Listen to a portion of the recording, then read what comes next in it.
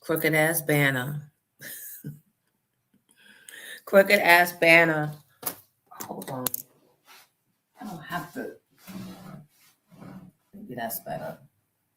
Then I feel too close up to the table.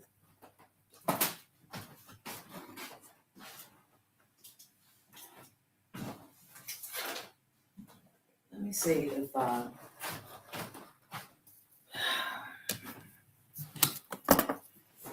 let me see what's going on. The aesthetic here. I'll move this. Maybe that's better. The wrinkle ain't going nowhere, so that's just what it is. Hey, Giddy. Good morning. Where the birds at? We finally off them? You gonna wake them up? They Oh. were making noise and they just got quiet, and now you're gonna wake them up again. No, I'm not. I heard the little chirp already. They better hush their ass. But how was yesterday? Yesterday was great. Red Mike came. Hi, President Carmen. Coming, my president. Yesterday was great. It was a perfect weather day. Yesterday I did the red and black on the green gala for the Monmouth County Diversity Alliance. And it was perfection. Like as soon as you got to the what do you call it? The country club, we had golf carts to take you up to the main room. In style. Yes. And they honored 4 people. It was supposed to be 3, and then they did 2 surprise honorees. But all the people, matter of fact, I was so impressed. I brought home the brochure, and I usually don't do that. Hold on.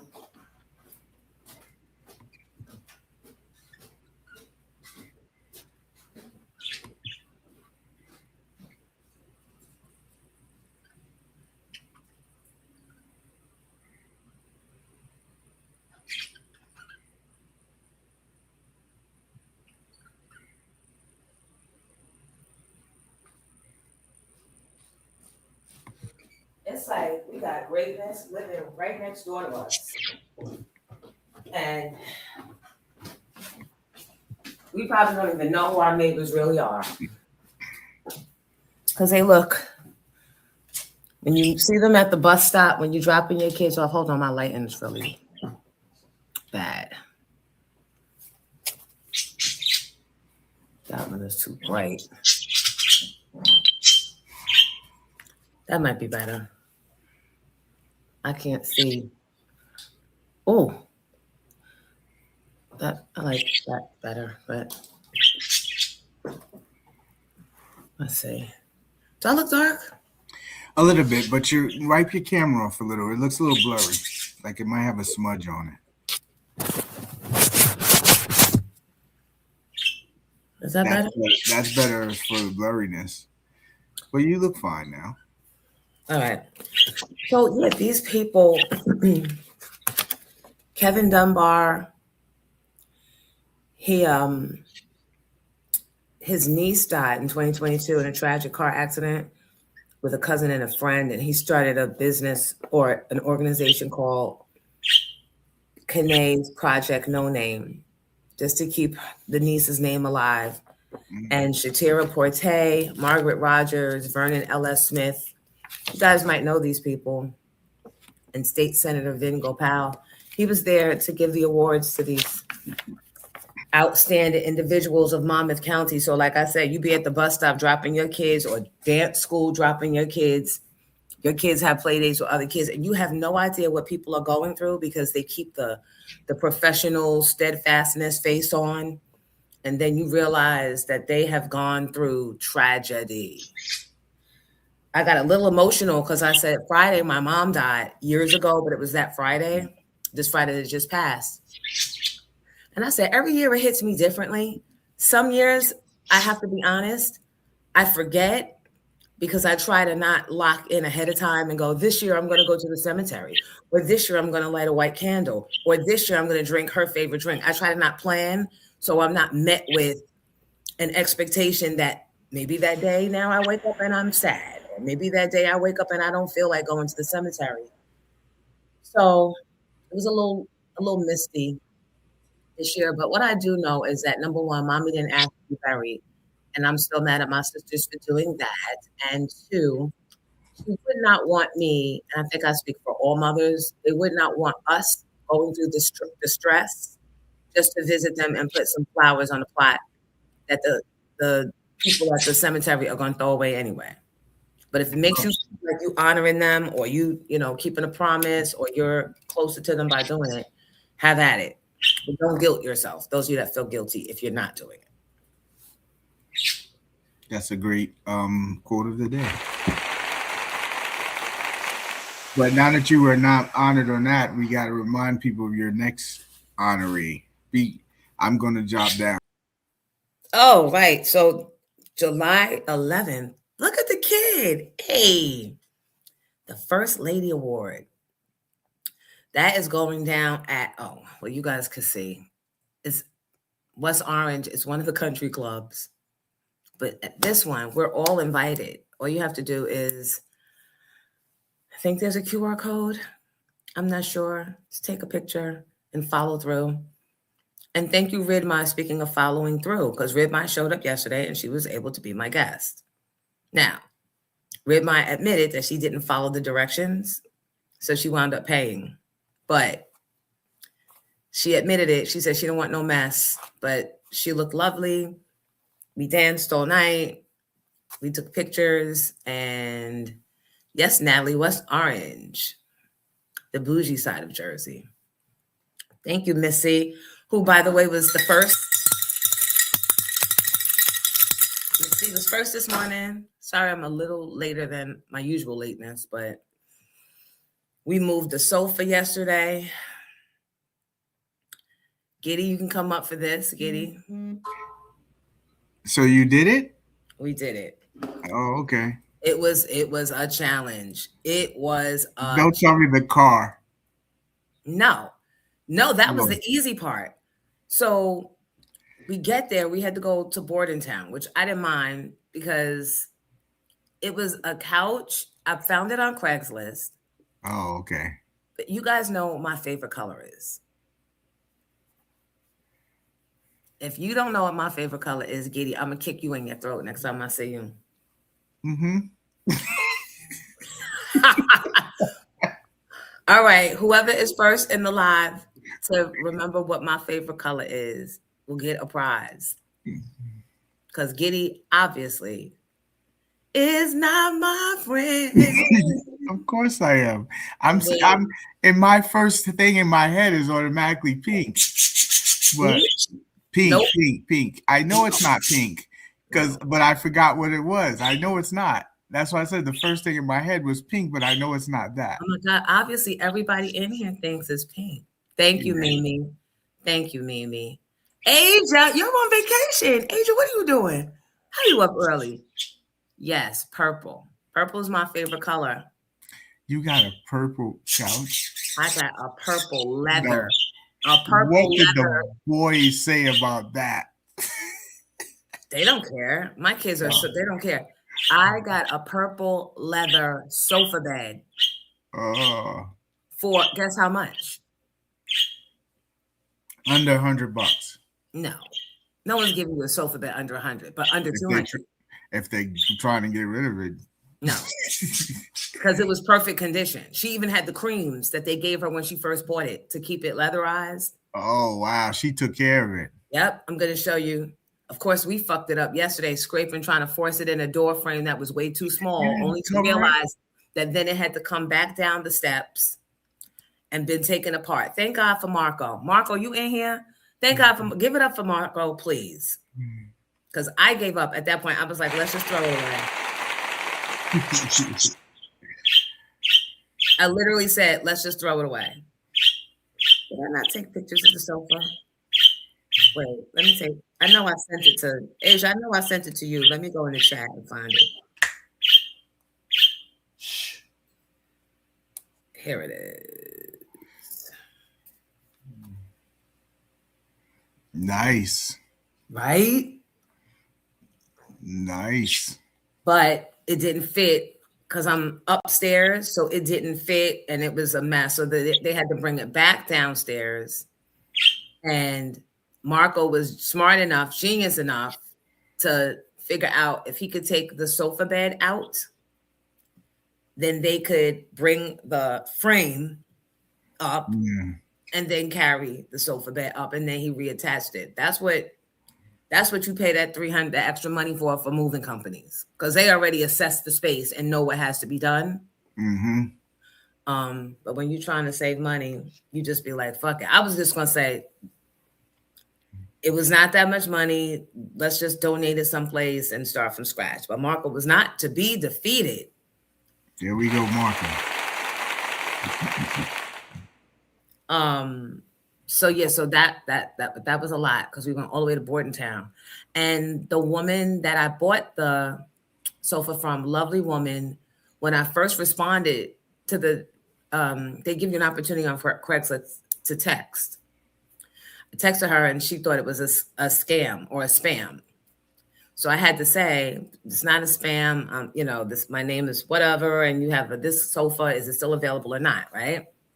So then she, waited like an hour, and then she was like, oh yes, I'm sorry. It's a lot of weird people on here, which she's right. And I understood.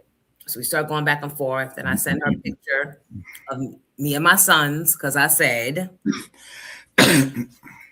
you don't want your son showing up, you know what I mean?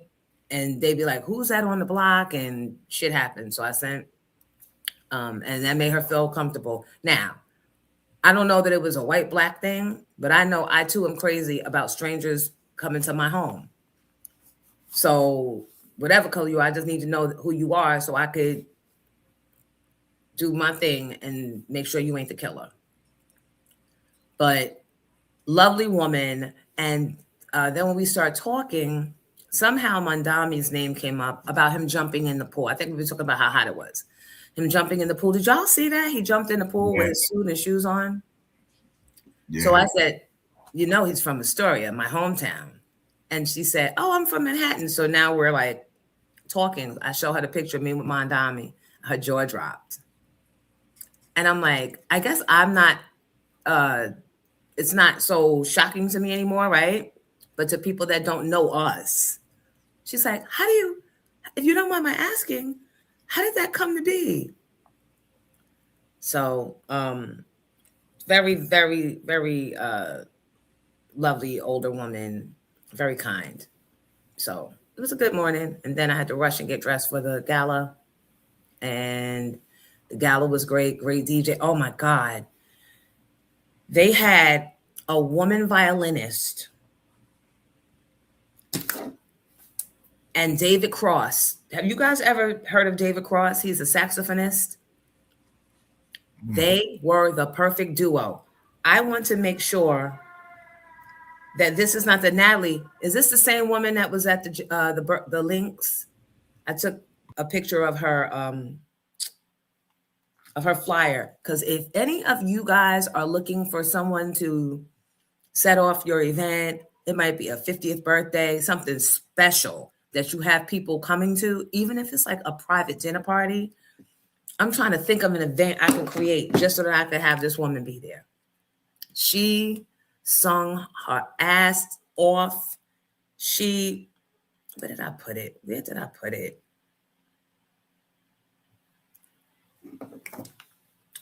Giddy, you know what I did wrong? Here it is. The violin diva.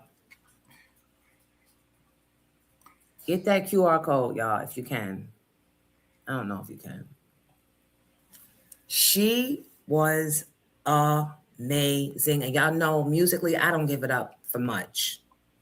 I gave it all up. I said, you singing and stringing. She said, I like that, singing and stringing. No, she would like be singing full voice, then soft voice, and then just jump on her violin and start stringing. Not sure if it's the same woman, but I love me a hip hop violinist. Yeah, she was hip hop, R&B. Man, and David Cross with that saxophone, he held a note so long. I called him 40 days and 40 nights because that's how it felt. I said, all right, 40 days and 40 nights. And the best part, you know what the best part of last night was? Hold on. Hold on. Stay right there. I'll be right back.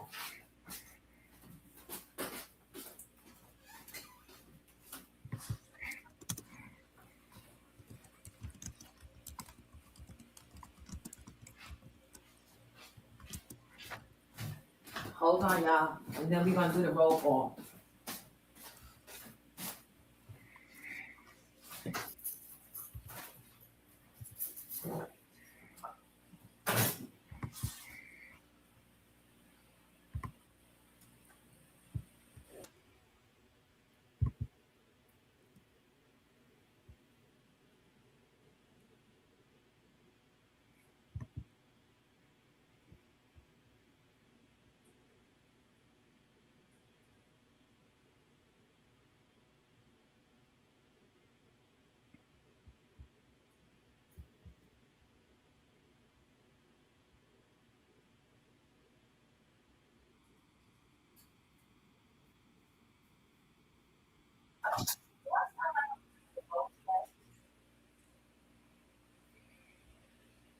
The best part.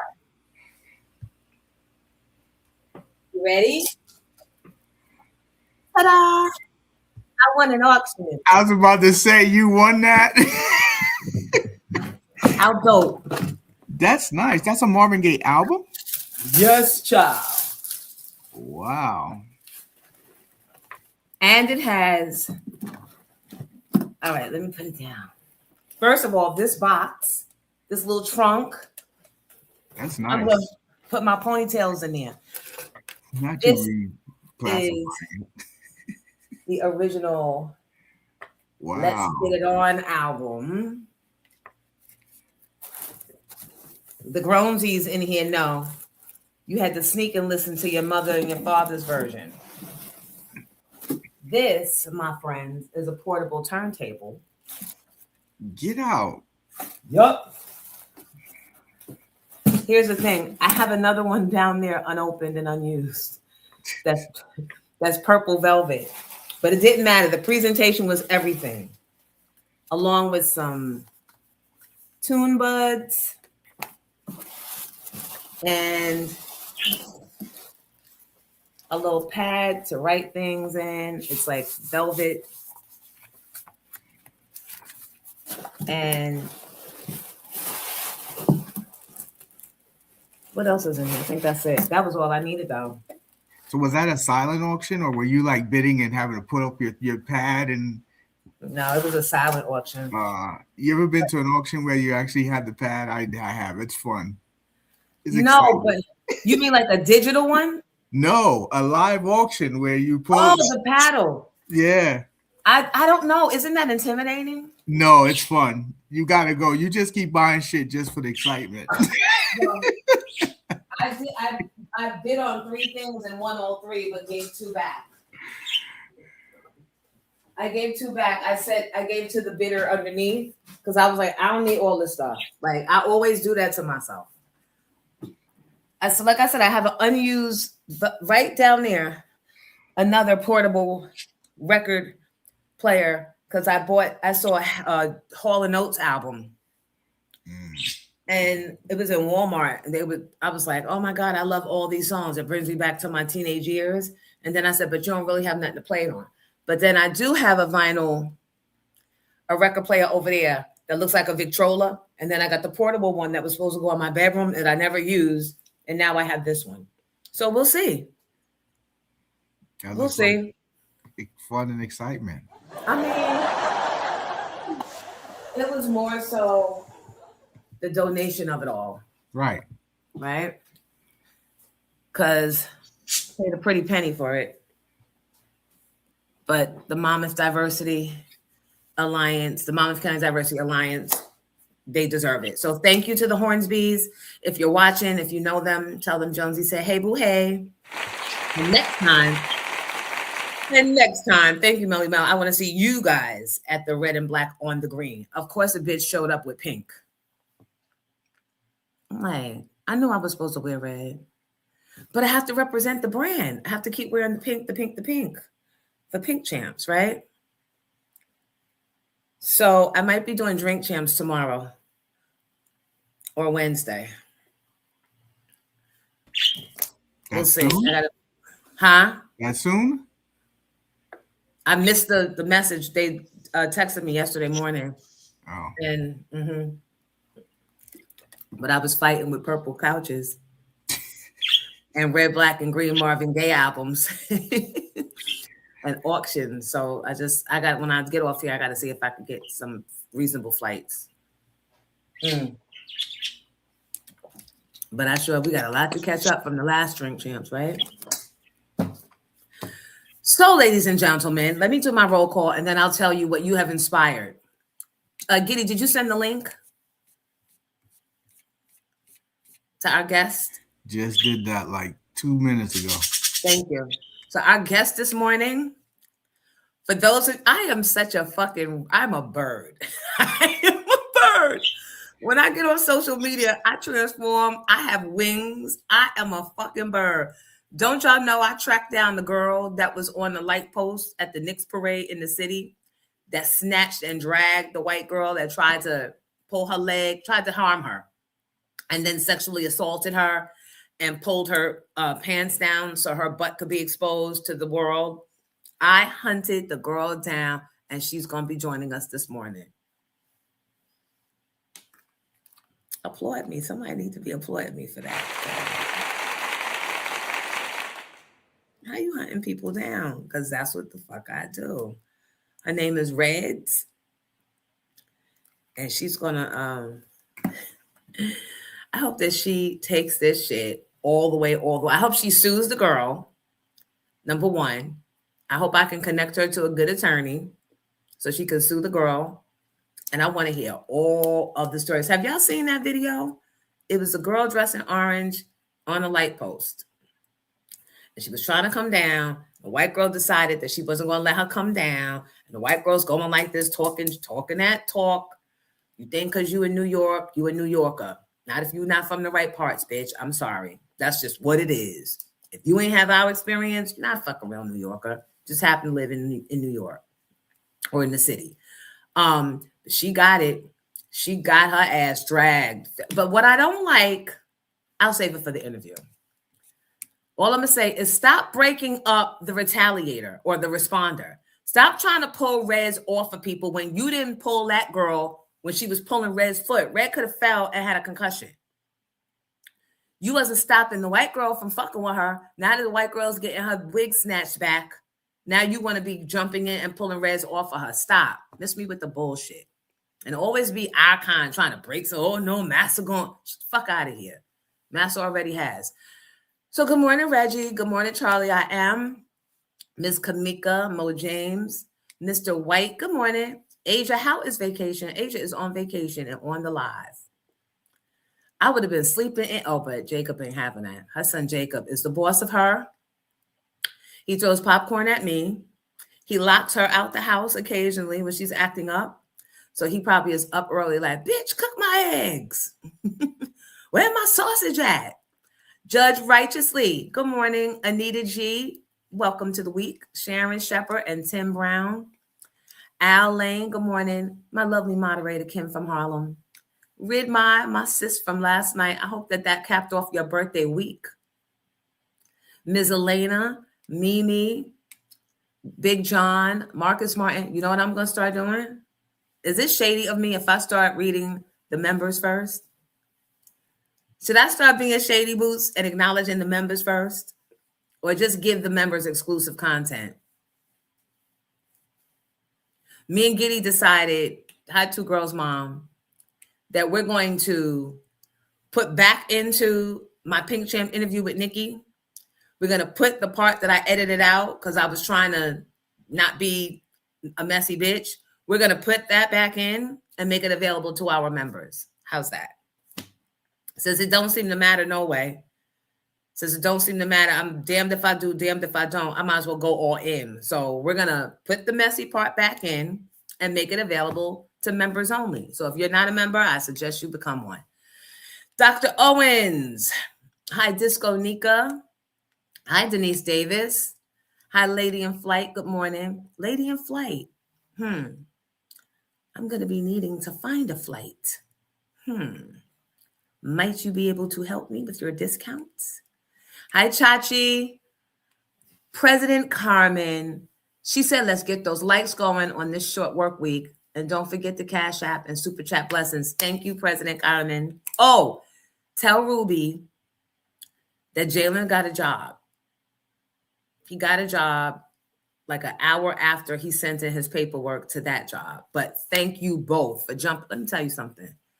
When I tell you my network don't play about the kids and the members, I texted her in the middle of the night and I was like, Jalen needs a job because the job with Queens Flip fell through, whatever. I don't even know what's going on.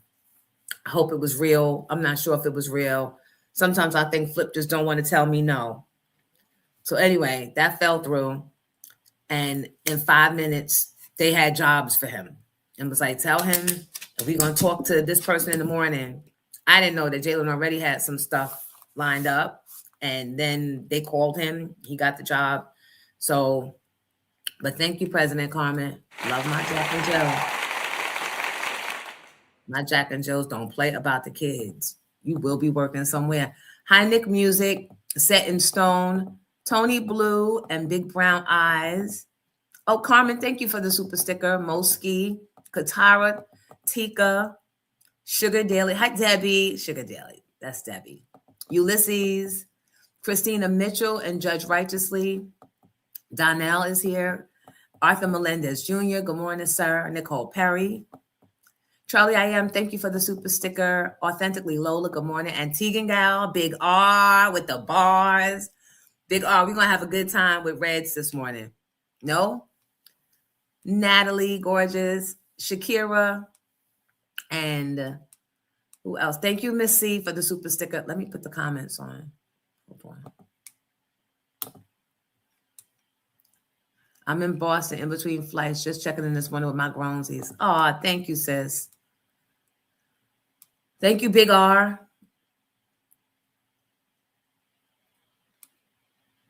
And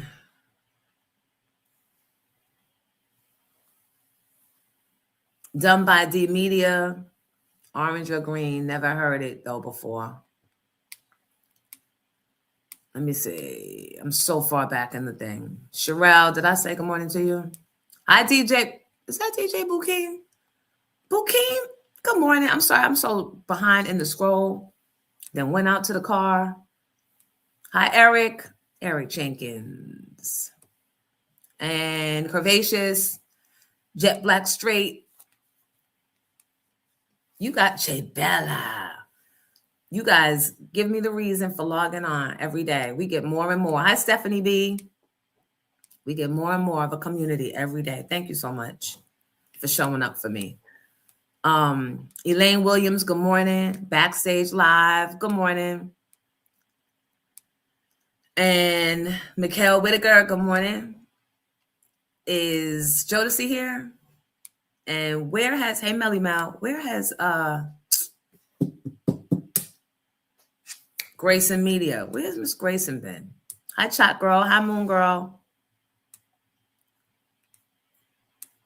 Amazon Mom, good morning. All right, let me just scroll down. If I pass somebody, I got the good morning. I know, right? So look, so now Jalen's like, I wouldn't really mind if we cancel vacation because I want to work. So I'm like, okay, at least I got that work ethic in him. So that makes it easier because I was feeling like, dang it, man. Part of me feels like when you give in to your current circumstances, it's kind of like you're not manifesting, right? Because part of the theory behind manifesting and getting what you want out of life is living as if you already have it. So that means spending like you already have it. That means continuing the normalcy so that the universe just responds. But sometimes that shit don't add up at the bank. So that's why I said, I don't know. There was one variable that we weren't expecting, and that was Che's transportation. But look, the upside is my son is realizing what's most important and ain't trying to lay on his ass and ain't throwing a temper tantrum. Neither of them threw a temper tantrum. So if we miss 1 year, I'm a bitch that I can't even be enjoying laying out in the sun if I got to worry about this bill, that bill, this bill, that bill. I don't understand how. This is part of the reason why I had to divorce my ex-husband. Because when I stopped working at Hot 97, even though when I was pregnant, even though I still had the station in Philly, when you're used to a certain lifestyle, the bills don't just come to a screeching halt, right? You still got overhead. Now you can change some shit, but usually it takes like 2 to 3 months. If I'm telling you that and I'm saying you're going to have to do something because I'm pregnant and no one wants to hire a pregnant woman, if I'm telling you that, then you need to figure it out. And if you can't figure out what to do to bring in income, at least you can help me slow down some of the outgoing money from the household, which is the nannies. And since you home all day, just take your fucking kid to daycare. That nigga didn't even want to do that. And then with sleep, snore, comfortable, feet up, watching sports. Like, I'm telling him the train is coming. Like, I only have so much of a cushion, so much of a savings, so much. And it was almost like he was just oblivious to real life. I guess niggas just be thinking it's a magic treasure chest up in the attic with like a stash of backup money that shit's just never gonna get thick. I didn't even know that people like that existed. And that fed into my frustration and anger to the point I stopped coming home. Because I could not stand to look in the face of a nigga that sleeping while I'm getting up at 4 a.m. to go someplace that I wasn't even supported. This was the beat in Philly. Driving all the way to fucking Philly. Getting flats and shit on my vehicle and being told, no, you can't drive my Lexus because you drive too hard. Nigga, how am I going to go and get the money to pay for everything? Everything. Just so stupid. So to the point, I don't understand people that can vacation and relax and don't know where the fuck the next month's set of bills is coming from. But all I know is it won't be me, because that's not peace. Applaud me for recognizing peace, Skitty. Be Stu, the bills be billing, and Debbie up. We make it look easy. So I'd be grateful when my kids realize that it's not that mom is been in here doing it by herself and our lifestyle hasn't changed, even though hers has. A real man gets a job and does what he has to do to provide for the family. That's a fact. And not just sitting back like humana, or ignoring when I'm telling you, you got to figure something out. It wasn't like I didn't give him options, but I'm like, you should be talking to me, calming me down. I got to tell you how to make yourself viable and get employment. I can't. Whew. Hey, Rhonda. Hi, Belinda Skinner. I remember you being pregnant. Those was the good old days. Your elevation is inspiring. Thank you, sis. I appreciate that. I tell you the best thing that happened out of that, and I didn't realize it until many years later. So during that time, when I had the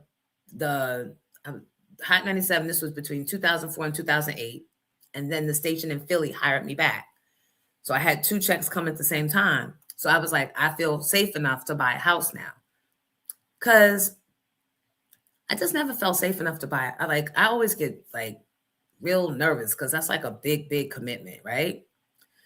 So there's a house on the market. It was being sold for like 1.5. I got my realtors to get the house down to 750, which was a lot back then, but not right now for this area. I get the house, everything's fine, because again, you got the job and you got a backup job, right? And I knew when I did Hot 97 that my contract was 4 years, and that was all I even wanted it to be. I mean, maybe I would have gone. I don't know. I-97. It was a lot going on. It was fun, but a lot of crazy, normalized craziness that you don't realize until you are able to step away. And you're like, oh. But anyway, for some strange reason, every morning, even though I knew I had the money, even though I knew the house was going to be manageable, I kept feeling something in the pit of my stomach saying, being nervous about the house. But I'm still going through the motions. I'm still doing the inspections and the, hold on, this is bothering me because this shit is right in my, now I'm really dark. But this shit is right in my face. Hold on. Have you ever been in a situation where on paper things lined up, but in your spirit, not so much? Can anybody like relate? I feel very vulnerable right now with what I'm about to share with y'all. But the fuck, y'all got up early in the morning, so let's get this motherfucking share on. Why don't we? On paper, you're good, but spiritually, it's something not sitting right. Has anybody? I'm gonna wait for somebody to say yes, sir, or amen, or I'm gonna wait. I need somebody to agree because this side over here don't hear me. Pastor be doing that. Miss Jones has the Jews had 2 spots at the radio stations. Correct. Not the spending part. You still have to be smart and aware. So anyway, I felt unsettled because I'm always thinking, if you lose one, you're still on the hook for the mortgage. And I think the mortgage was fucking, it's still outrageous. So the day before we went to close, my doctor had given me a note that was going to have me be out for like the rest of the pregnancy and maybe like 8 months in, because my boss, Elroy Smith, was stressing me. Like he was harassing me. I would later find out it was because he was mad that I didn't have to answer to him because I was an independent contractor. So he wants the morning show to come in after they get off air and him to be able to break them down. You know what most PDs do. I told you about this last week with Tracy from Hot 97. They want to break you down to justify their jobs. I'm not meeting with you, sir. I'm an independent contractor. That means I give you a show. And if you have a problem or issue, you can email me or you can ask for a separate meeting. But personal, like I don't have to come into your office and do your little meetings like you would with employees, right? He couldn't take that. But the deal was done through Alfred Liggins and me. He didn't have nothing to do with that. So that is why he wanted me out. And I'm not going to say it was because I was pregnant, because I don't know for sure with him if that was the case. And I don't want to lie. I don't know that was the case, but I know that he did not like the fact that I did not have to answer to him. So he fast-tracked me out. So the day that I got the note, before I could get the note in, he called and terminated me, effective immediately. And that is when I said, it was almost like a breath of relief. I went back to sleep because it saved me from being in that mortgage from that beautiful house, that $1 million house that I got for $750. It saved me because the person I was married to, I was going to say man, but men don't act like that. The person I was married to would have been able to what? Squat in that bitch without paying a dime. I'd be on the hook and the cops would not make him leave. It would have had to be a process. And let me tell you, I was already in the process of divorce from the night I got pregnant. I was already in the process of divorce. But in Jersey, especially when there's a kid involved, it takes time, at least 3 years. You have to do a separation first, and then. I don't know why Jersey keeps it this way. It was probably some rich white man that needed 3 years to move his money to an offshore account and influence the judges in the town that that's how it should be. to save future rich white men when their bitch wives decided that they no longer wanted to be abused in the marriage and wanted to get a divorce. Let's give ourselves 3 years and let's make it law. So say it is, so say it's done. That type of situation. I was able to benefit from it. I was a rich white man. Hey, look at me. So that was the best thing. That was the best thing. Me not getting that house, because he would have sat and squatted and still not worked and still not contributed. So everything that seems one way don't always end up that way. Maya said, literally right now. Yep, Miss C said she knows. Anita, yep. Belinda said that spiritual awareness is your intellectual understanding connection. Ooh, child. And sometimes you're not ready to address it or accept it. You're not ready to face it. Ooh, Moon Girl, come on. Al Lane said, definitely understand. We put our deposit down. My wife was excited. I was driving to work and something said, no, that ain't it. My wife cried and I couldn't really explain it. 2 weeks later, she was Rift. R-I. Wait, what is that? What is Rift? It sounds dramatic. I want to say, wait. But I get it. I get the context. See, you don't be knowing what it is, but you got to listen to that feeling. Hope you sued him for what? For emotional distress. Later on, I sued the company. I did sue the company and I won. Hello, Principal Latimer. Damn, there was squatter rights even back then. Yup. And who knew? I think I'll put a chapter in my book, since I know he watches and his friends watch. I don't give a fuck anymore. Because since you're watching, there's going to be a chapter in the book called Married to a Squatter. That will destroy him. Or high squatter.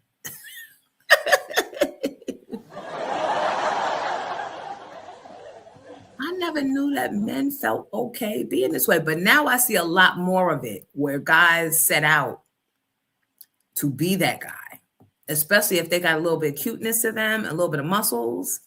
Oh, they sell that down the block for a very high price. Mm-hmm. Yup. In South Carolina, you have to be separated for a year and show them you don't want nothing to do with either him or her. What does that look like? Oh, Rift is let go from her job. See? And what did you say?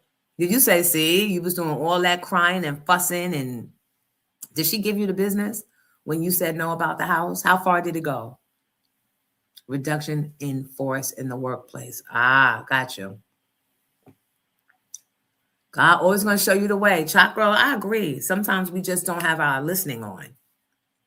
And that's not just in relationships. That's not just in love relationships. That's even in business relationships. Child. You be thinking, oh, wow, this is it. This is great. And then you start seeing people outside of the actual project, and you got to come to terms with, how much do I value my peace and how much do I value my self-respect? And let me tell you something. I don't always know what it is, but I know that feeling of uneasiness. I know it and I don't like it. And when something brings it to me where I feel like I always got to explain myself, or that I'm being watched because I can do something wrong, I have to remind myself that you are your own boss. Who gonna check you, boo? I mean, possibly the government, maybe the cops, but nobody that looks like me should be able to, right? If I ever get those feelings, that's when it's a no for me. Not gonna be able to do it. Something comes with being of a certain age. Something comes with having children, raising them. Something comes along with that, but you just start saying, no, fuck that. I'm not willing to go through that.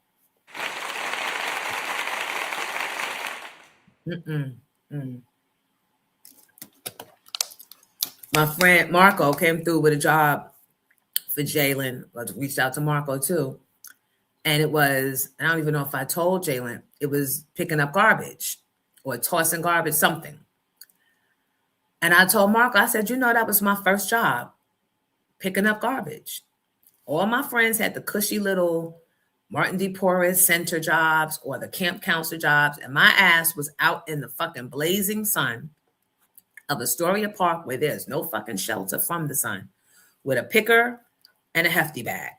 And once that bag was full, I had to go back to the truck or cross all the way back to the front of the park and get another fucking bag.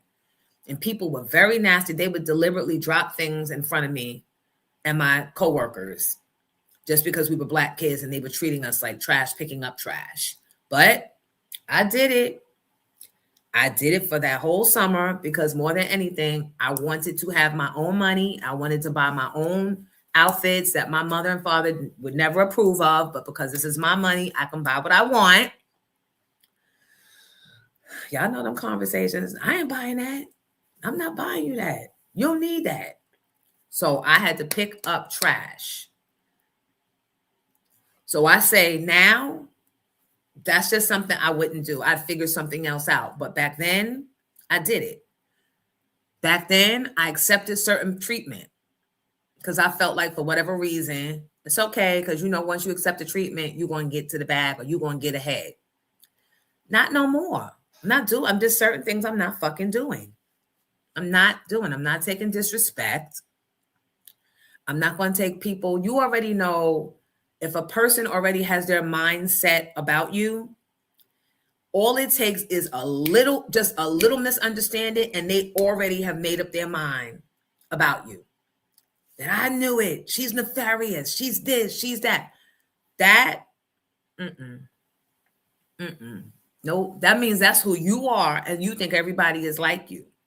Because I be thinking that way too. I be thinking, bitch, you know how you are. So that's what they're up to. And no, that's not always the case. So I've grown enough to realize that just because I make great story, I will make a great story in my mind about something or someone. And it all adds up to me based on who I am and what I've experienced. But then sometimes it could be so far from the actual truth that I have to be like, check my trauma, calm down, settle down, go drink some water and take a walk around the block, right? So in that spirit, I know that there's other people that feel that same way. That I've seen bitches like Jonesy before. I know how this story going to end. And they make it up in their mind. And Jonesy never had a chance. So that's where I'm at with things. If it applies, let it apply. If it applies, let it apply. I'm not apologizing. I'm not saying this don't pertain to, no, because it probably do pertain to it. It was rough. She had me on the mute challenge before Beyonce, but God knew, and thankfully that was 2008, and we were able to recalibrate and buy a dream house in 2013, delayed not denied. That's what I know, Al. Because 2008, a lot of shit was going on with buying houses and properties, and yeah. They were predators, the banks. Same. I'm too old to be disrespected. Yeah, I'm not doing the disrespect. I'm not doing the back and forth. I'm not doing, think whatever you want about me and move accordingly. But just know that everybody got moves and counter moves. When you get to a certain age, it's only certain things you will take or expect because you've been there and done that. And you become more focused on yourself or your children or your wife or husband. Yep, Eric. You got to be careful now with these laws about established residency. Baby. And when the cops come and you be like, we're in divorce proceedings, they don't want to get involved. They always act like they know the fucking law. But then when it comes to that, it's, oh, well, I don't know who's in the right. I don't know. All I know is you can't put him out. All right, then I stopped coming home. Hey, my first job was working in the park for summer youth also. Didn't that make you feel proud though? It showed me I was built different than my little fellow camp counseling friends. And to be honest, I wound up being way more successful than them. And I think it's because of those times that built up the resiliency. My parents started treating me differently after that summer. I would come home. They would make sure that like dinner was ready for me. And they never did that. They knew my routine. I come home. They give me my peace in my room for like 30 minutes. They wouldn't talk to me. They didn't fuck with me. I didn't have to go to the store right away. I go in that shower. They let me stay in that shower as long as I needed to stay in that shower. They stayed out my way. And then I go and lay in my room, take a nap. And by the time I emerge to go run the streets, my mother would just be like, was everything good at work today? And I'd be like, yep. She'd be like, all right, be safe outside. She ain't fuck with me. That was respect I earned. I think now they didn't think I was going to go through with it. They thought, yeah, maybe she'll do it a week or so, but ain't nobody going to be out in 90-degree weather picking up garbage. And then you had to walk from Astoria Park back to the projects for lunch. Lunch was only an hour and your walk is 20 minutes. What the fuck? Like what the entire fuck? Woo! Kim White, the SYEP program was so crucial. I didn't even realize until now a lot of the kids don't have that. Oh, B Stu was the cleaner too. Yup. You had your own money. Thank you, repping, for what we about to do. I need all that. Jonesy 2026. Yup. Yeah, I'm too grown. I worked Eastern Parkway from A to Z for Parks and Rec. Child, that will humble your ass. That earning money wasn't a luxury for some. Yeah, I know. And then you didn't complain because nobody had a lot, at least back then, unless your family was in the mob, because the mob was running everything in New York back then. And they don't like Black people. So nobody was that far ahead of the neighbor. I don't know. I don't want my daughter at any camp after watching Dateland last night. Majestic Camp in Texas last summer, 15 kids died. Wait, what? The one last year, they died from the flooding, right? But I was talking about daycare. I mean, not daycare, day camp. I have 12 SYEP students this summer on Wednesdays for the summer.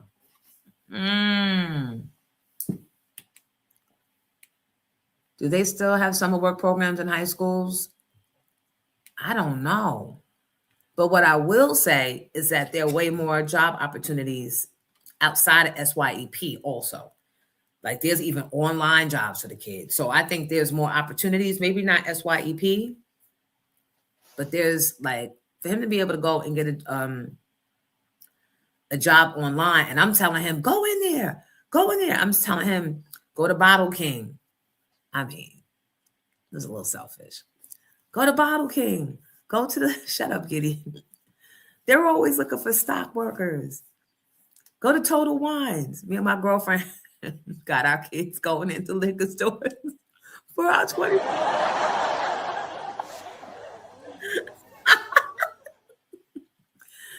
he's like, I'll put an application online. Go in there in person. I'll walk in with you.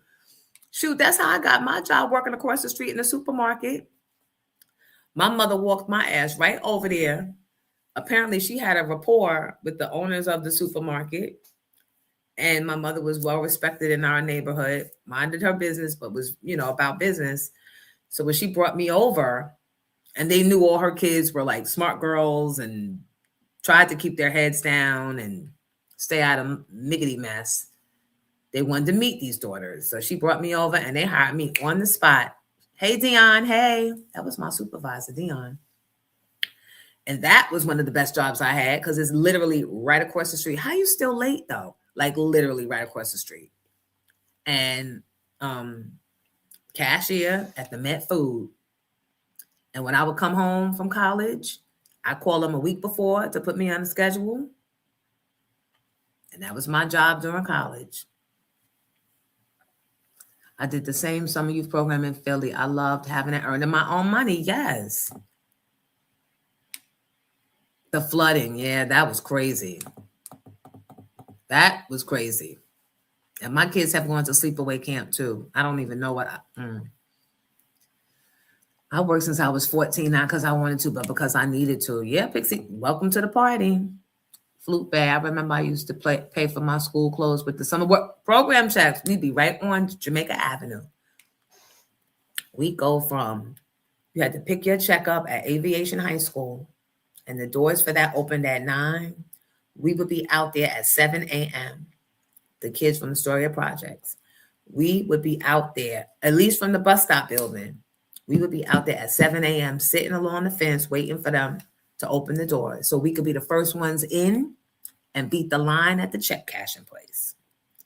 Once we went to the check cashing place, now you could go upstairs, put on your clothes, and now we're going to catch the E and the F train to Jamaica Avenue and get whatever plastic jellies we wanted, whatever leaves with the permanent creases we wanted, whatever we wanted. What happened? No, I was just joining you. I started in that SYP program when I was 14. Was a janitor for a daycare. They're doing it still because my niece is doing it this year. She starts next week actually. But okay. They don't pay as much apparently. But wait, as much as what? Because all we got was $75 a week. A week. Wait, that's how low it was? What? It was $150. If I'm not mistaken, was it $150 a week? $2 and change that I got every 2 weeks. All right, $2 and change. That's still like $100 a week. Because that's what they're paying them now, $100 a week. Then it was $75 a week. It was 75. Their check was $150, or was it 150, and your check was $300? Somebody tell me. 1980s. What was the SYEP money? Yeah, I can't remember that. It was either $150 or $300 for 2 weeks of work. I kind of thought it was $300 for 2 weeks of work, and by the time they took out the taxes and you went to the check cashing place, you could be right. It's the 100, 300 felt like lottery to me during that time. Yeah, definitely. And I was not complaining about nothing. Nikita, you know Jamaica Avenue was where you went to get all them deals. VIM, hurry up and get there before they run out of your size. Yup. Bisu said I used to have to work 3 jobs and steal from all of them. High five to the stealing from all of them, because I'm going to get paper products from you. I'm going to hook my friends up with burgers from you. They're going to pay me later. And I don't know what else the other theft would have been, but yup. Because really, the companies were the crooks getting free, damn near free child labor. See how I make a story up and justify it and put a little on it, and y'all be like, yup. Oh, God. I was doing the Met food job, my summer job, and then I was answering phones. Remember when the twin said they used to come up and watch me in the window? It was a real estate agency. I used to sit there and answer their phones. And then I used to teach the little girls in the neighborhood cheerleading. I created a cheerleading squad for them. So we would have our basketball tournaments in the middle of the projects. We would come out and do opening and come out and do halftime. Yep. Dad, I was giving back to the community since. All right, Jonesy. Oh, y'all picked y'all checks up at the Armory and walked to the Ave. See? The memories. So here we are right now. It's about to be SYEP time. But for all us grownies that was showing us we were built different back then. Chop girl, you ain't never lie. You ain't never lie. Because these kids, I'm afraid to even tell Jalen, you want to pick up garbage? Meanwhile, it's probably like triple what he's making. But I don't know. We'll see. Let's see how my kids are really built when I say that. Jay would do it. He want to work so bad. He been wanting to work so bad. But your work, his work is training and staying healthy, because you're going to get to that NIL bag. I got my daughter a job at the supermarket, fresh grocer. I was shopping and met the manager, asked them if they was hiring. They said yes, gave her application, and she was making hoagies. Yup. That I know. It'd be as simple as that. You have the relationship. Giddy, I did something to my, oh, there it is. Everything had gotten highlighted. Summer youth, and for the most part, it was safe. Shakira said she was born in 84. My two older ones are SYP. They make about $300 every 2 weeks after taxes. So maybe that is what it was. Does anybody remember? Do you remember?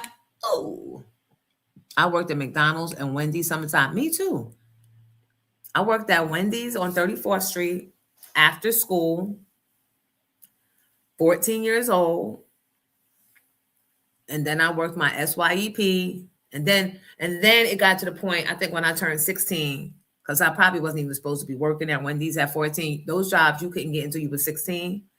But then I started working there full time every day after school. And then on the weekends. And they would have me open, which means you had to get up hella early. Look.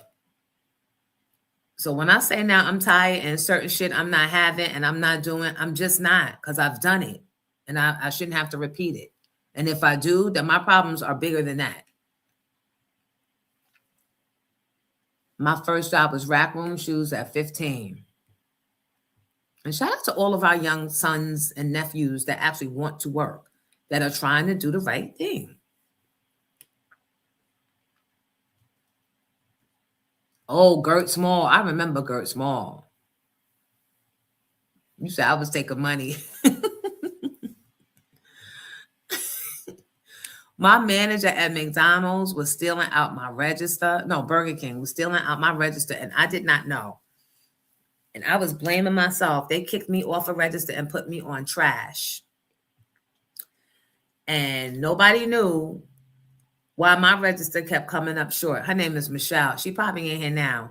Bitch, I'll kill you. Because they put me on trash. And that was the nastiest, most disgustingest. All the trash from Burger King. I had to take the trash. Like, that's all my job was. In hindsight, I wonder if they could do that. I wonder if what's the statute of limitations? They found out it was her because then she got so comfortable doing that then she had the whole Burger King robbed, set up. Early Saturday morning. Had it robbed, sure did. Sent her brother, her cousins, and them in there. Who else got the fucking key? Dummy. And she told them exactly what to do. And they later found out that the people in there was connected to her. I don't even remember how. But my friend Saquon, he was working that morning. He lived in the Strawberry Projects. He probably remembers. I think maybe he saw one of their faces or something. I don't know. But then they cracked the case. And then when they realized she was the culprit, that she was the likely suspect, I never had to go back to flipping burgers no more. They put me on balloon duty. So they had a side area where little kids could come after they ate or before they went in the restaurant and have a balloon blown up for them. And I was the balloon blower. And I had a little helium machine. And all I had to do was put the balloon on the helium machine, press down, wrap it, put the string. Here you go. Here you go. Here you go. Here you go. Here you go. Oh, boy, I done did so much. That shit is tiring. Salute to all my Gronesy Jonesies that was in the SYEP program with me. We have earned the right to say, fuck them kids. Because literally, fuck them fucking kids. What the hell they know? They benefited from our trauma. All that grinding and getting it from the mud and taking jobs, picking up trash in the fucking blazing hip hop and R&B sun is why we spoil them.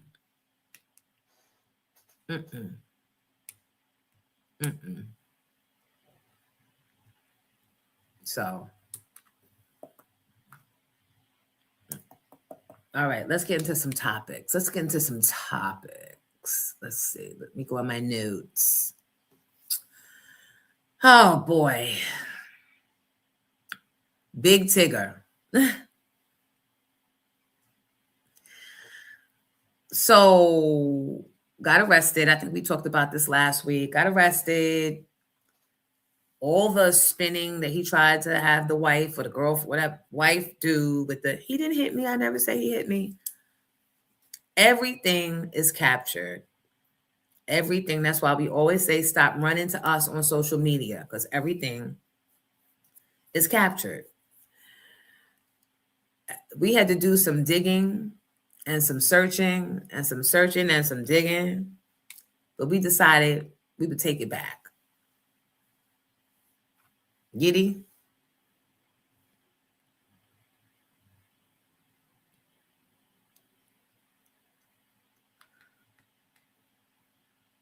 I kept telling y'all, Tigger want a nigga. That's why he did all that extra shit, allegedly.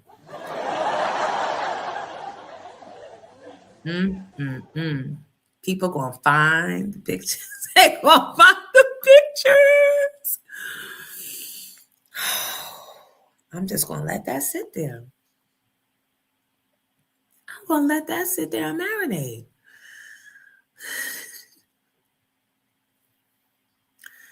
So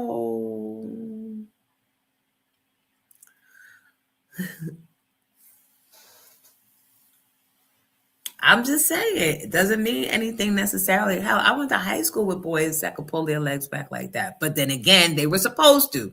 It was the drama and the dance department. I don't know. I don't know. All I know is Tigger wanted them.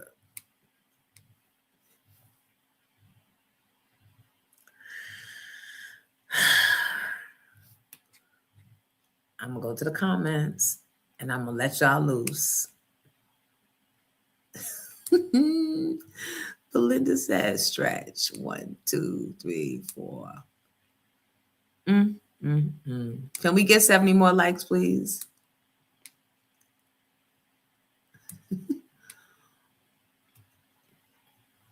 Does this help? Does this help the case?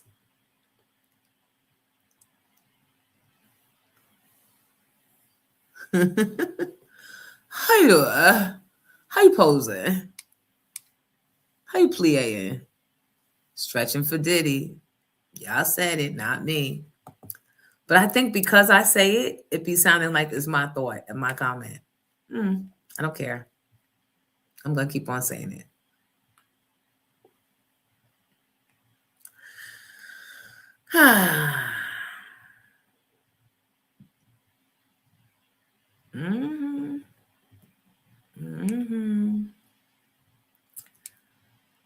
Moving on. Did you guys hear about the young girl at Wilberforce University that was trying to join some sorority, but it wasn't like the typical sorority. It was like called the Turtles.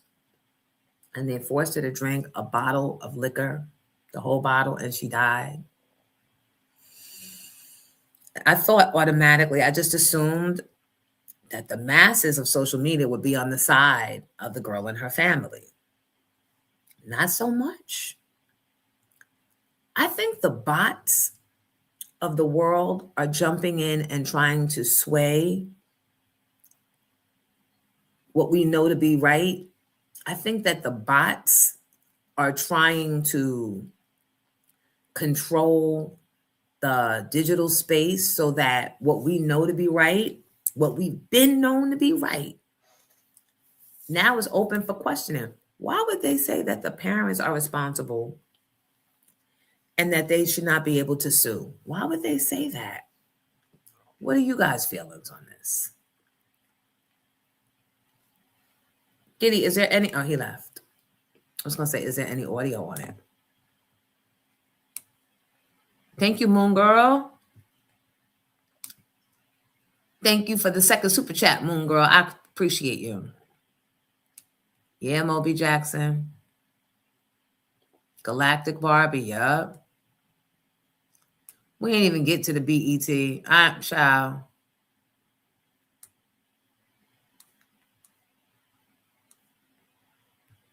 Make us more desensitized. And I think it's by design. And I'm going to tell you why. I also have an article broken down by Jaylen Brown, the athlete. Is he NBA or NFL? So smart. So smart. Broke the whole thing down. I think there are bot farms that are online.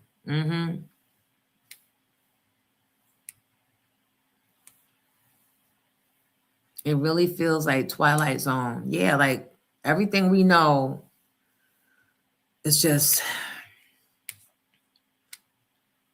I know BET is still thing. I know. That's why I'm like, I'm not watching that nonsense. I feel like some of these fraternities and sororities take things too far with the hazing. I agree. Because that ain't nothing but I couldn't beat you. I couldn't beat you when I wanted to be you. I couldn't either sit with you at the lunch table or be cool like you. So now that you want something I got, I'm going to make you suffer. Why? Why I got to suffer? Because I was cool? Why I got to suffer? Because I could sing? Why I got to suffer? Because I'm lad skinned? I'm not even lad skinned. Because I'm ladder than you? I think the universities have to do more policing. And I think that the fines and the sentences, they need to be more pronounced. And oftentimes, well, this was not a sorority, a Greek letter sorority. This was an organization or a sorority called the Turtles. I'm not familiar at all. But when the sororities and the fraternities come under fire for hazing, the older graduate legacy members, they shut that shit down. They keep it quiet. They try to keep it quiet and out of the press, right? If things are not in the press, it might miss certain people. And then that feeds into it happening more. Because you don't hear about how the college kids that hazed in this organization, that organization, wound up having to do 20 years in prison. If you heard about it and you stop protecting your organization and you would let those stories be out, then maybe less kids would do the shit. It's the same philosophy as these bad corporations just firing you for no reason and making you sign non-disclosure agreements that you won't talk about the organization, you won't talk about the job. Because then they can turn around and do the same bullshit to somebody else that comes after you because that somebody else don't know. So it's like they don't want to stop the bad behavior. They want to protect the equity. To what cost? To what end? I watched that movie again, Painkillers, that talked about the Purdue family and how they knew what Oxy was doing. And even when two of those board members or the family members were saying, just pay them, pay the people, cut our losses so this can go away. The ego,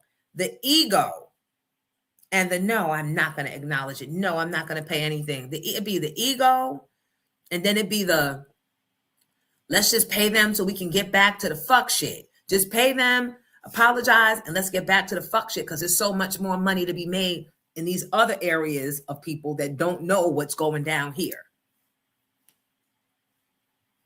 That's why I'm going to sign the NDA to get my money. And then I'm still fucking telling. I'm still telling everything. I might make some shit up, depending on who you are.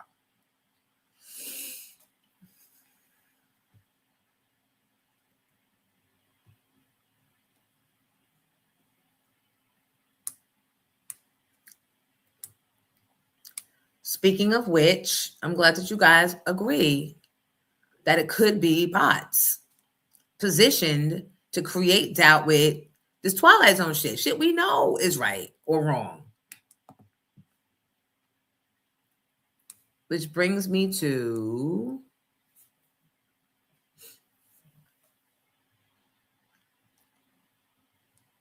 Jaylen Brown. Is that who that was? Yep.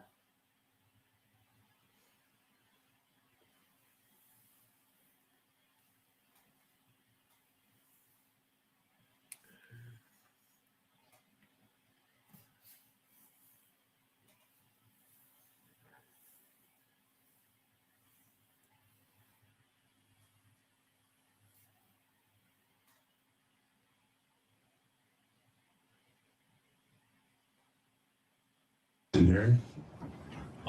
If I control the technology, I can dictate the market. I'll explain what that means. Michel Foucault, a French philosopher in 1975, in their work Discipline and Punish, talked about panopticism. She based it off of a prison design, right? It was a prison design with a watchtower in the middle of the prison. And this theory was that, like, by putting the watchtower in the middle, the prisoners would police themselves because they're under surveillance. So physical authority has shifted to psychological authority, right? And over time, their behaviors change. And this causes a term she calls dynamic normalization. So in the digital age, the watchtower has transferred. So through technology, through bots, through fake viral clips, fake accounts, you can police platforms and algorithmically influence society with the technology that you can control. The technology that you can control can dictate the market. We see it across various industries all the time. A lot of people have seen some of my quarrels with the media industry. That's kind of the reason why I started streaming. Some of you have seen my stream and going off on Stephen A. Smith. But exactly, but Stephen A. works for ESPN. ESPN is controlled by Disney. Stephen A. doesn't choose the topics. Somebody chooses them for him. His willingness has made him extremely valuable to these companies. But a lot of these companies and corporations, they meet 4 times a year and talk about amongst various industries how they can socially engineer and influence our minds, right, through the technology that they can control without us really even paying attention and even noticing it. Just like the Michel Foucault theory, where I was talking about the watchtower that is policing the prisoners, bots, comments, positive comments, or negative comments could affirm whatever agendas that they want to push. They can create the bots, they can control kind of the approvals or disapprovals of what is in society. Another example is kind of like group thinking. If I control a bunch of platforms, or I control a bunch of accounts, or have a bunch of partners that are all in cahoots with me, I can also socially engineer conversations, start trends, kind of create a herd mentality where you think it's natural, but it's all algorithmically engineered to dictate the market. And then the last one I would say is like the digital dopamine. A lot of us are addicted to social media. We don't even know it, right? The rewarding feeling of getting likes, also algorithmic social engineering.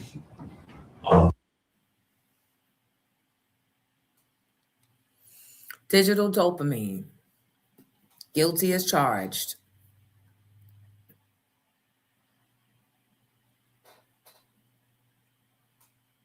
Is that the end of it, Gideon?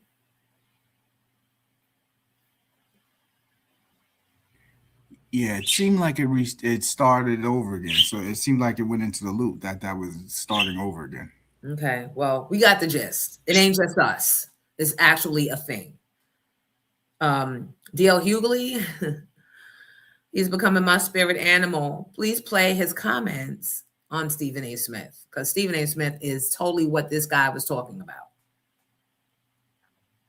This guy, Jaylen Brown.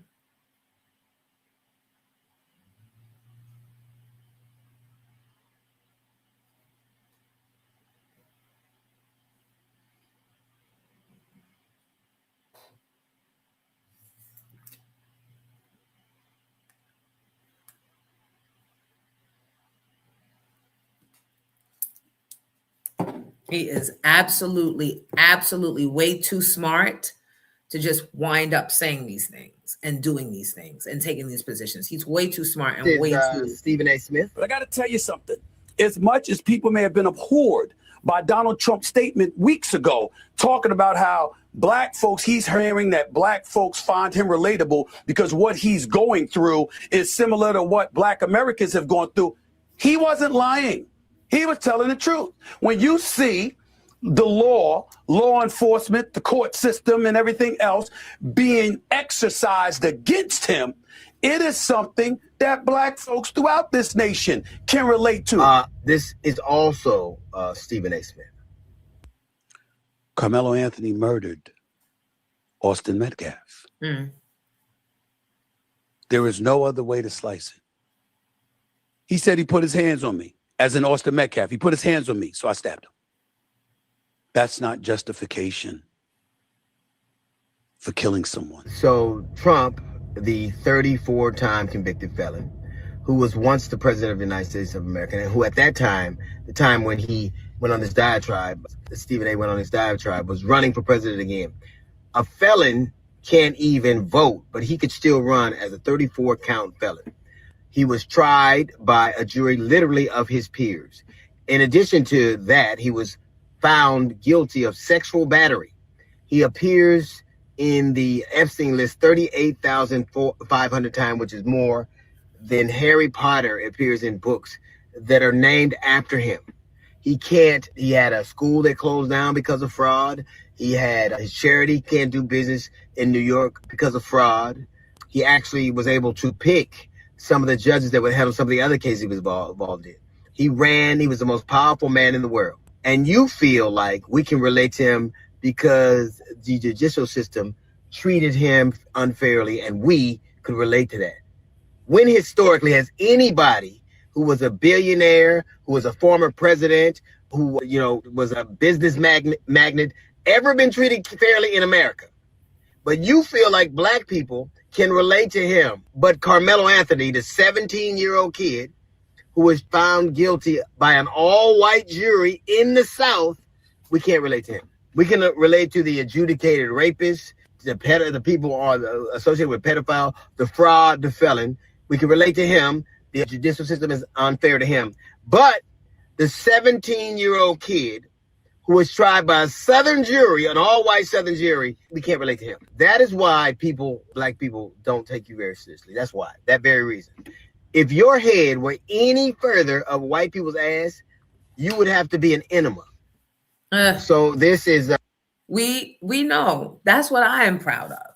We're not drinking the Stephen A. Kool-Aid.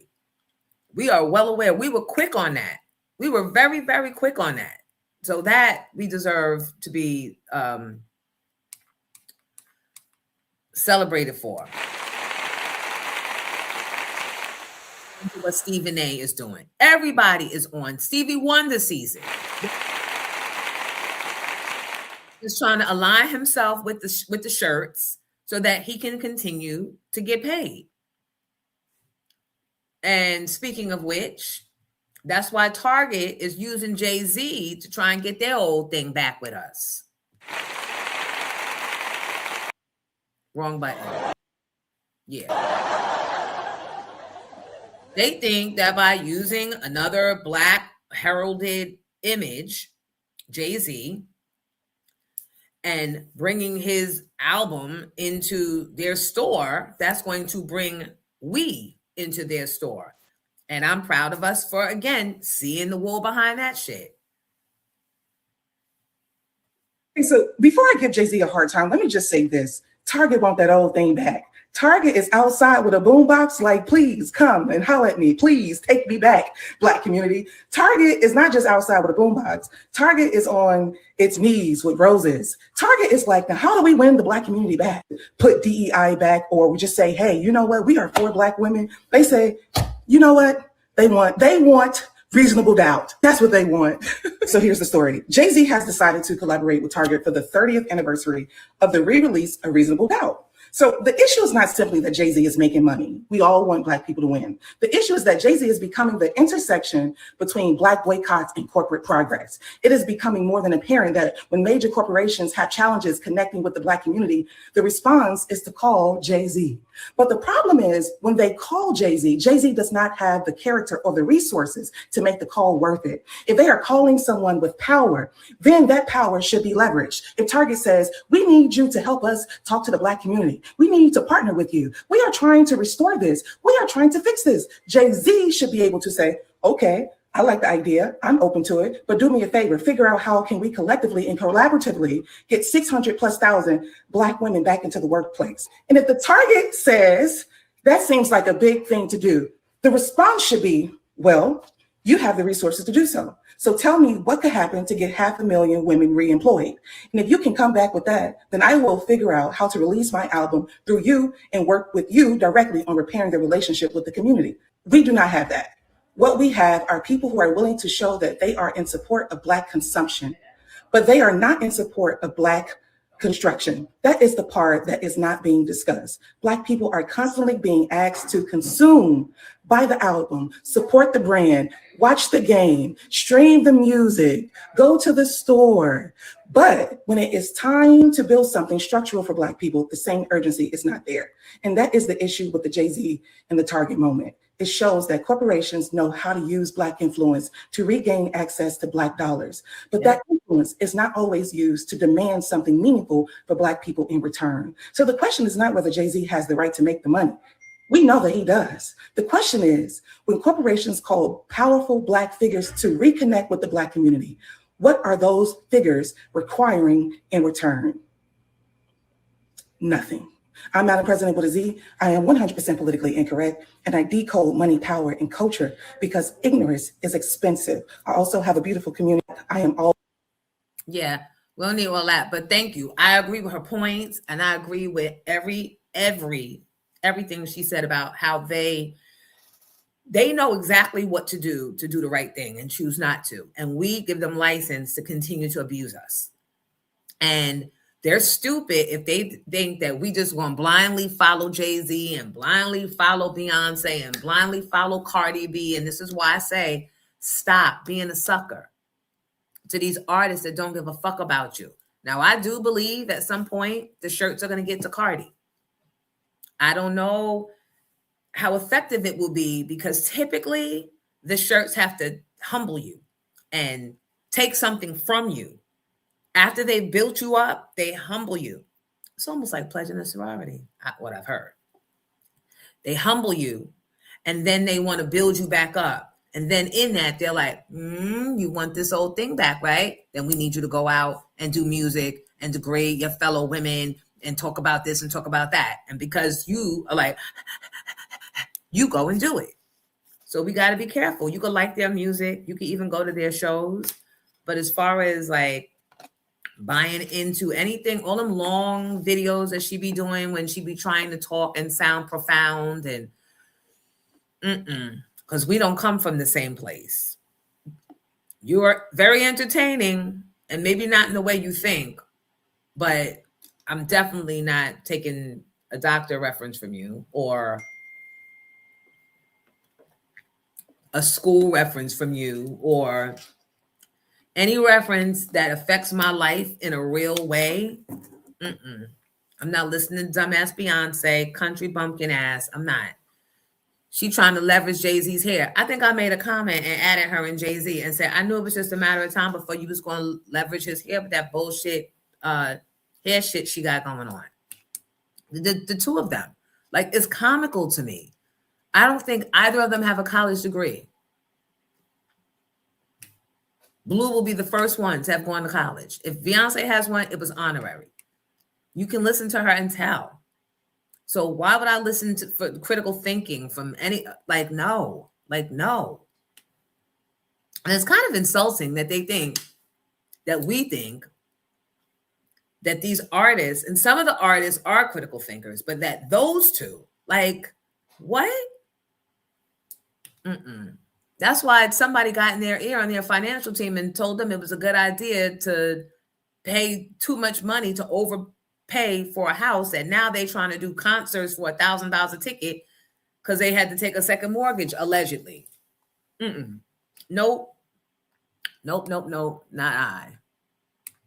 First, he came in with the, I think we're past kneeling, but didn't do nothing about it.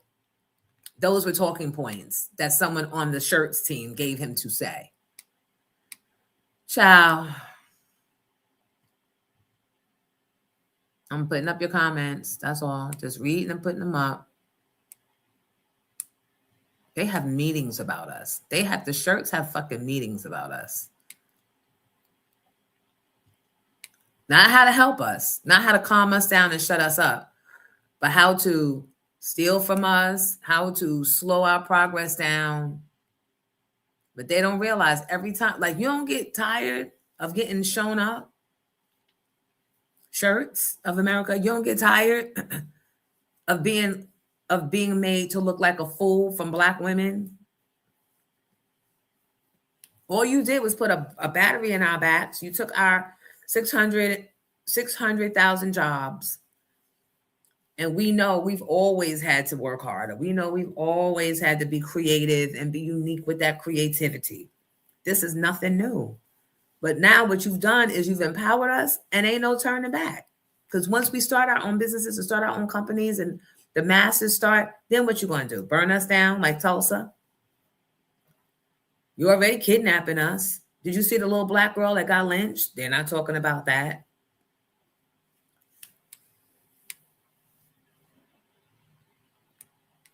Trying to do commercials, trying to do videos with her putting that damn hair product of hers in his hair. We don't care. Where is Rumi and Sir?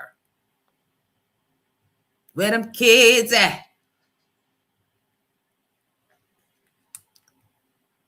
So before we go to, I don't want to get too heavy with Carmelo Anthony. There have been some developments, but I'm waiting. Our guest is like 6 minutes away, so I don't want to. Did you see the video of Monique asking why is Oprah talking about Whitney and Oprah fell on stage? Wait. I don't know. I didn't see that video, but I did see lots of videos and lots of comments. How do y'all feel about that? Was that Oprah, that white outfit that fell? We played that last week. That was Oprah that fell? Yes, that was Oprah that fell. So funny. So that was a video. Yeah.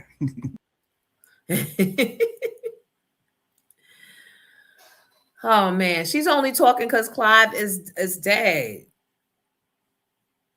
Remind me to reach out to, matter of fact, let me do it now. Rod Digger been itching, scratching to talk about Clive Davis. Thank you guys. I am getting your Zells, and let me see if I'm getting Cash Apped. I said, if everybody just pay $5, even $1 a day, there's 161 people in here. That's a good day's wage for me.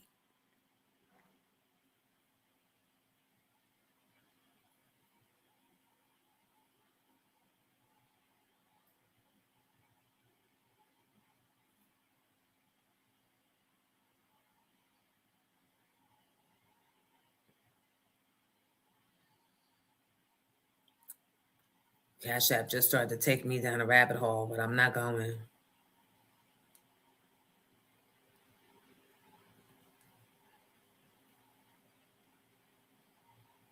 I'm not going. And I am telling you.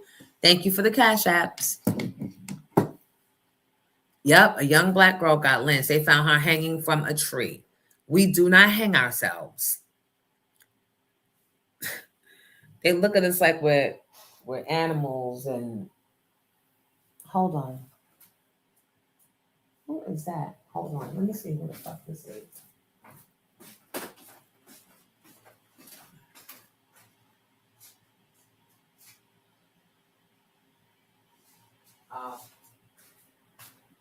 The people across the street, their air conditioner must be out or something. They think we're so strong and just so, those people can take everything, that we're going to climb up and hang ourselves from trees too. Yeah. Yep.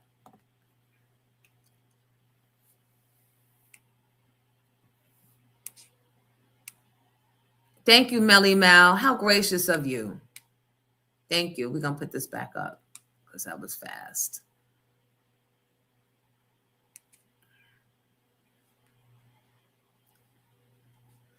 Yeah, Oprah lied. Oprah lied and said that Whitney was high, and that's why she fell. But then there was an earlier clip of her saying the exact opposite, that she wasn't high.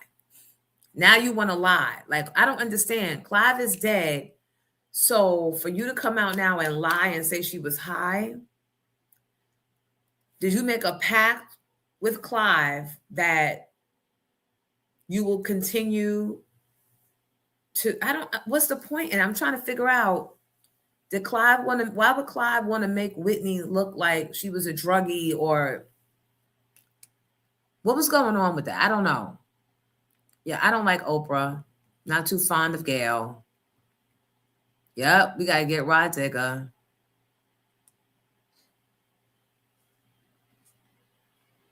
Mm-hmm.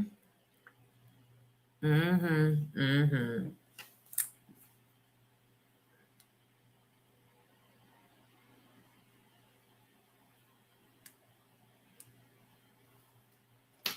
I gotta call Delilah Johnson. Delilah, if you're in here, please make yourself known. If not, I gotta call you.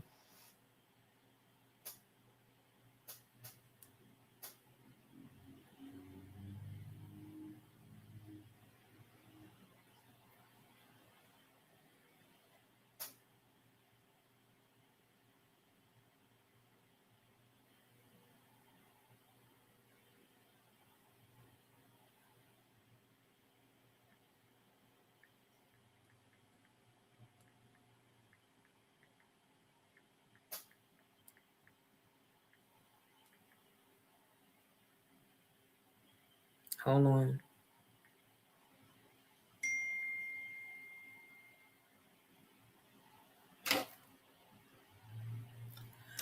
Okay, my guests are here. I think. Let me see. Yep. So for those of you that came in late, I told you that I went searching for. Hold on. Do I want the cam vertical or horizontal, Giddy? They're asking. It doesn't matter. It's going to adjust once you bring them up. I just sent them a private chat, and I was wondering what they were doing. Whatever's best for her. Do you have the video of the situation? I've got it loaded. Ready. Play your camera, she's up, but your camera's not on. Turn your camera on, Miss Reds. She's on her way right now. Hi, honey. Okay. How are you? Hi, Flo. Hi. Good morning, Miss Jonesy. Listen, Sam, bitch, you gave me life.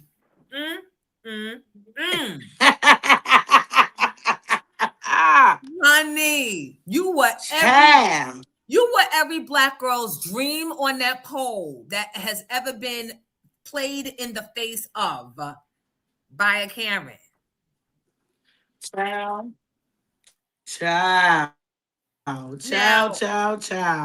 Before we That's even all I gotta get say into is ciao. It's a lot, but I'm glad. Look, before we even get into anything, I want you to tell everybody who you are, where you from, if you're promoting something, if you're selling something, if you're making appearances. Let's get the business out of the way before we get to the fuck shit. I am at Red's Punch. That's REDSPUNCH on all platforms. I also just recently started a YouTube, and you can at redspartel.com. I am from the Bronx by way of Queens. Shout out Southside, of course. T, but you're mad though.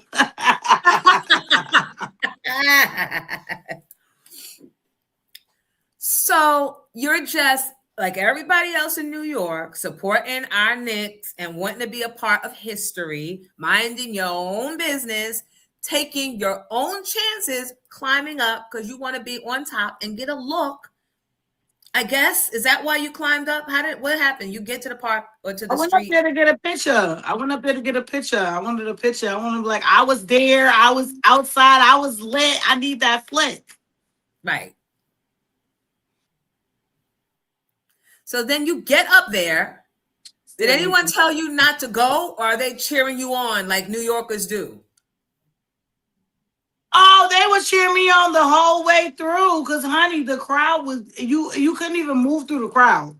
You really couldn't move through the crowd. So I'm like, oh, I'm going up there. They like, oh, yeah. They opened the pathway for get up there. They like, yeah, yes, we lit. I want to see that. Get up there. And I'm like, yeah, I'm going up there. It's up. So you get up there Everyone's cheering you on. The panoramic view is everything. Yes, it's beautiful. Everybody's excited.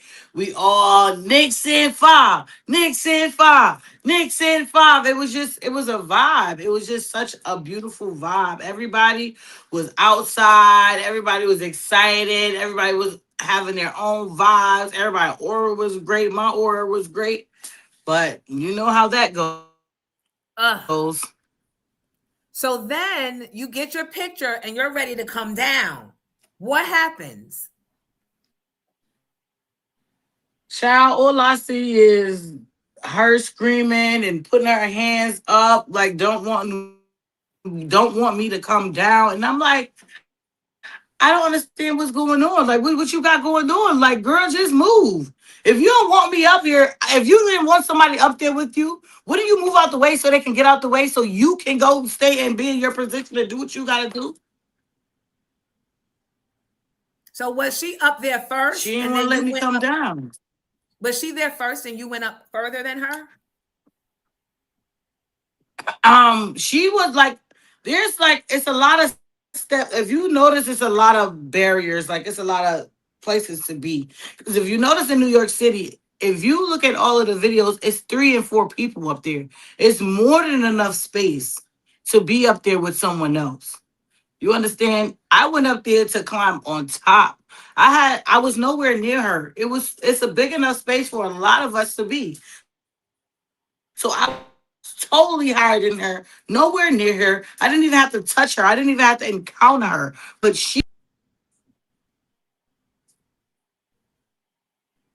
It clipped out. It clipped out.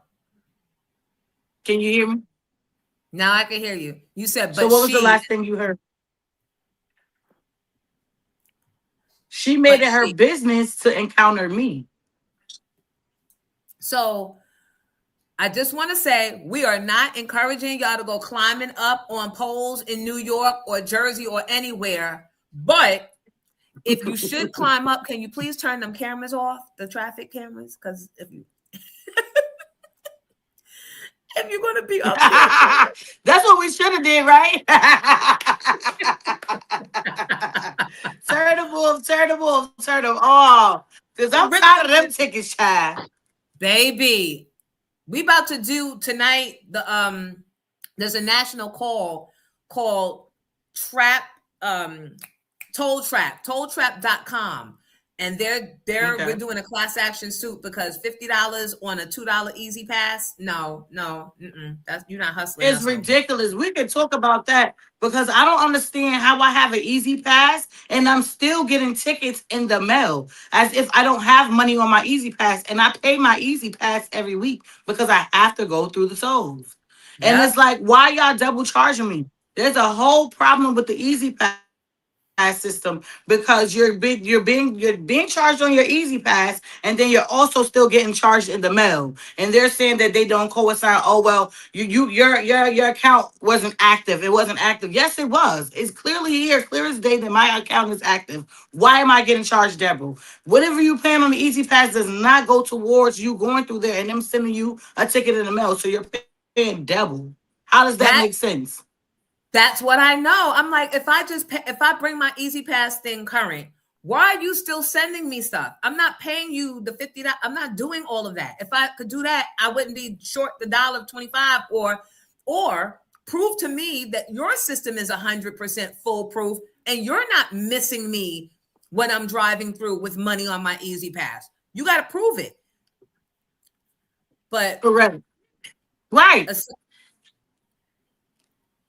Aside from that, when you came down, I saw her going like this to you, and I said, this is not going to end well. White girls don't do that to black girls. Nope. Say what you want. We will fuck you up and go to jail and not care.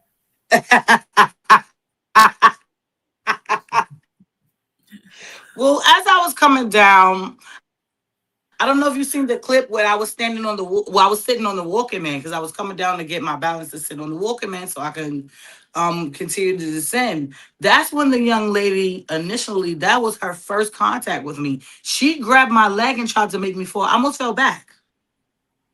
And that's how half of my shoe came off. And then I realized, I'm like, well, listen, let me take the rest of my shoe off, because if I come down, I can't come down with a half a shoe. So let me just throw that in the crowd so I could be able to get my bearings on the come down.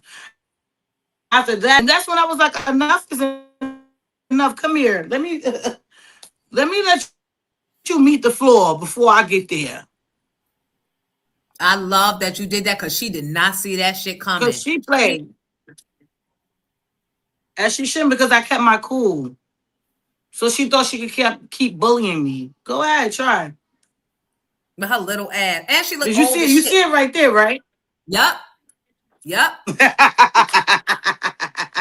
are like 100 angles of this on social media. And every time I see a different angle, I'm like, oh wow. Yeah. Yeah, you see she's wilding in every angle. She was cussing out the crowd, because the crowd is like, yo, move, what are you doing?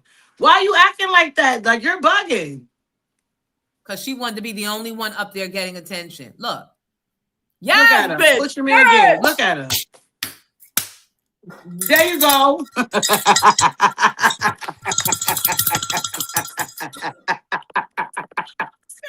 Yes, honey. And then look. I saw her punching your head. Bust the split on her. Bust the split. Fucked her up. Look, I don't like that. She was neither. fighting Stop for her breaking life, it huh? up now. You wasn't fucking trying to break it up when she was punching me in the back of my head on the pole, and I was defenseless. So don't come breaking shit up now. Yes, come on. Hello, let's go. Let's get the crowd back hype, because we don't want everybody mad. Let's get back to our vibes. That's what that was about. Let's get back to our. So you snatched her down to the ground and Molly whopped her ass. What was she saying in that moment? Child, help me, please. Help me, please. Was she asking for help? That's what she was saying. That's so whack. She was Child, asking for help after she lost it. So, did you say anything to that little What boy she that thought was going to happen after you did it? Did I say anything to the little boy that was laughing, that was at the bottom? No, that was trying to break y'all up after the fact. He wasn't trying to pull her off of you, but he was trying to pull you off of her. All I said was like, yo, bro, you're wilding. Like, come on. Like, get off of me. Don't touch me. That's what I told him. I said, get off of me. Don't touch me. Like, because y'all bugging. Like, y'all over here doing this. But right. Like, make it make sense. I'm trying to figure it out. I'm sorry for that. I'm so excited. I'm talking and cutting you off. I'm so sorry. I'm just It's okay. It's a delay. It's a delay in the in the connection anyway. So it don't matter, girl. You all right. Okay. All right. Okay. So what she did to you, you do realize was sexual assault, and I hope you filed charges. Correct. I do understand that, and I have legal. They know what to do with this. So good luck, shorty. Good. Well, I'm so glad that it wound up. It turned out the way it turned out, because it could have been, you could have been hurt, and that would have not been like in the spirit of what we were trying to do. But thank you for being entertaining. No.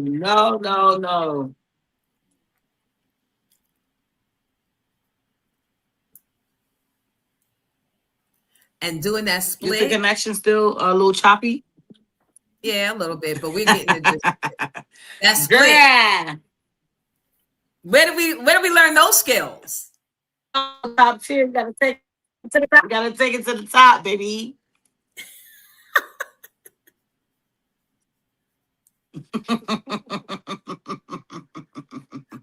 Well, listen. They said only the Bronx would go up there.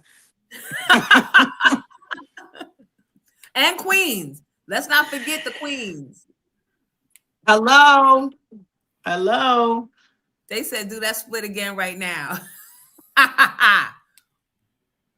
Don't get me started in this good morning time. I'm with it.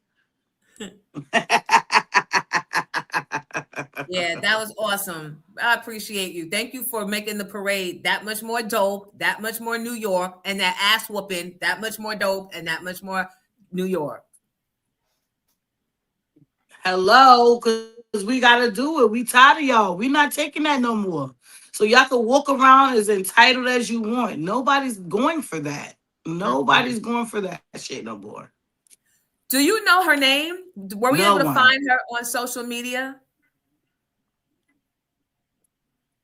Yes, we were. What's her name? We want to look her up.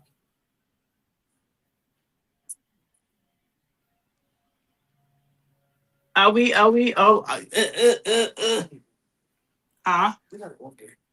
I can tell you off the air. I can't tell you on the air because I don't want the people to go troll her.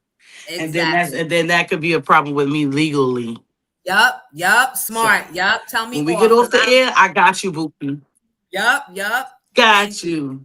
Thank you. All right, so give everybody your social media. Give everybody your social media one more time. And I want to thank you for coming on here this morning and sharing what really happened at the top of the world. My social media is on all platforms as Reds Punch. REDSPUNCH dot at bigcartel.com. What else can I say? I got my YouTube at Reds Punch. So y'all get ready, because the vlogging is definitely coming. They said they saw online that you're a healthcare provider, but would you ever consider doing a little boxing? Of course I would. Why not? I'm a whole entertainer. I do everything entertainment as far as bartending, hosting, cooking. I get booked for cooking gigs. I get booked for bartending gigs. I get booked for just hosting, just coming out, just sharing my personality with the world. So if a little boxing come about, I'm with that too. I love it. We're gonna stay friends because I want to invite you to some of my events because I think we get along. We girls. Of course, I'm gonna come, girl. I love you. You a mogul. Thank you, sis. You are a mogul. You are a legend in these streets. Do you understand? Thank you. You are the legend. I'm just a little New Yorker, but you, baby, you are the team. Thank you. But after this, you are. And you better run with it. Run with it. What they say, Queen of New York? Okay. Yeah. Tell Sherelle, your people, I said, what's up? And thank you for putting us in touch with each other. Don't lose my contact. You hear me? Okay. I won't. Reds Punch, everybody. Thank y'all so much. Keep up the good work. Stay safe. You as well. Thanks, sis. Bye. Alrighty. That's so dope.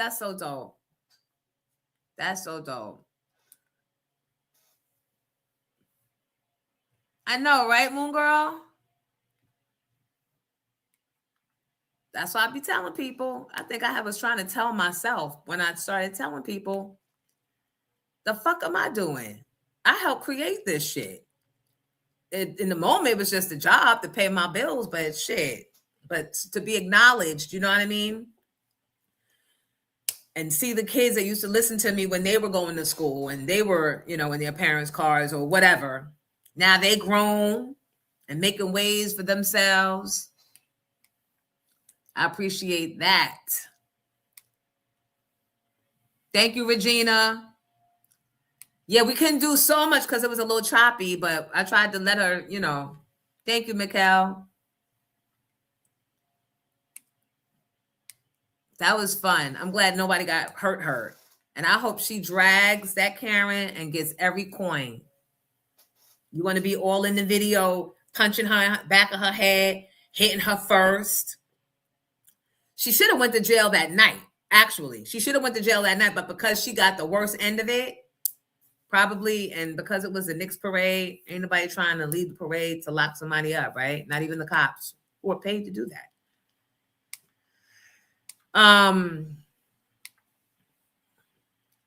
So thank you, Chat Girl. That is red to punch. Punch as in punch you, bitch.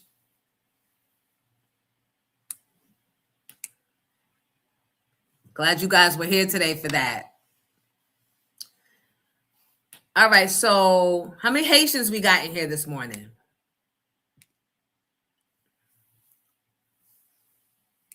We got any Haitians? Because Megyn Kelly, she wants her ass whooped, clearly. That's the only thing these people understand. I told y'all this last week. That's the only thing. When they can recall enough ass whoopings from violating cultures, then they'll stop and think twice and go, remember what happened to Cindy when she said X, Y, and Z? They ran up in her mother's house, or they ran up in her kids' daycare, and they didn't care. Enough of those, and they'll stop this.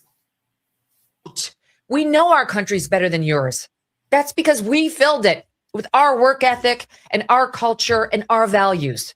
You being here only dilutes it for us, those who built it and live it. And half of you people, more than half, you won't assimilate. We don't want you. We don't care if you're offended. Get out. Go home. Go back to fucking Haiti. Sorry. I'm thinking about our friends in Ohio who've been dealing with these TPS Haitians for years now, who are drunk driving all over their towns and killing people. This is the whole cats and dogs thing. Like, they don't want to live like Americans live. And this was supposed to be it was supposed to be temporary help.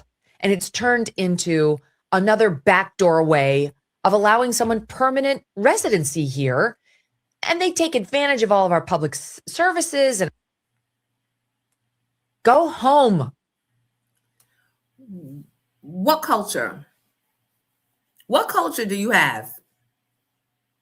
What country did you build?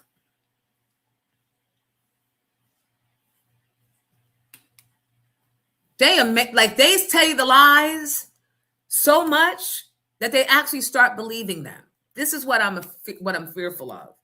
The wrong kids hearing this and starting to believe it, and then they got to get their ass whooped when they try and say that to somebody else's kid. You don't want them. We didn't want y'all, and y'all dragged us here. You don't get to have it both ways, bitch. Now we fucking here, and we don't want you here with your lazy, entitled, basic, mediocre ass. Who's fighting for this fucking shit country anyway? She said white people built this country. You sound stupid. Dumb and basic.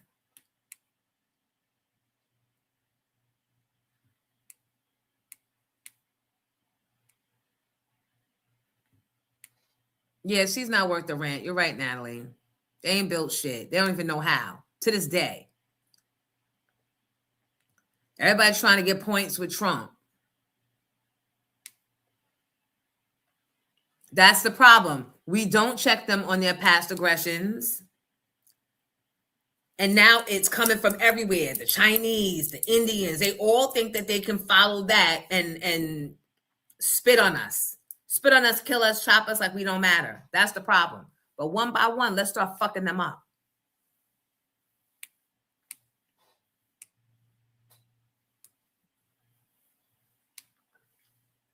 Kim said, please 55 more likes to match the live, please. What does it take to like? Is there a button? Or does it cost money? Because I'm like, wouldn't that be the obvious thing? If you coming in, just like. Especially if you're not cash apping or Zelling. You can send me Zell.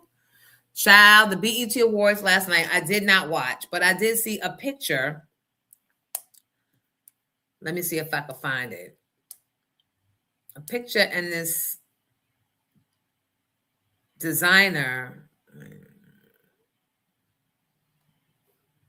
trying to go in on Salt from Salt and Pepper about the dress she was wearing.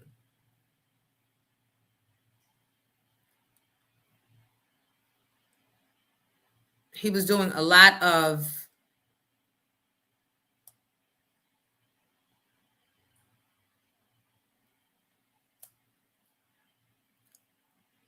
let me say.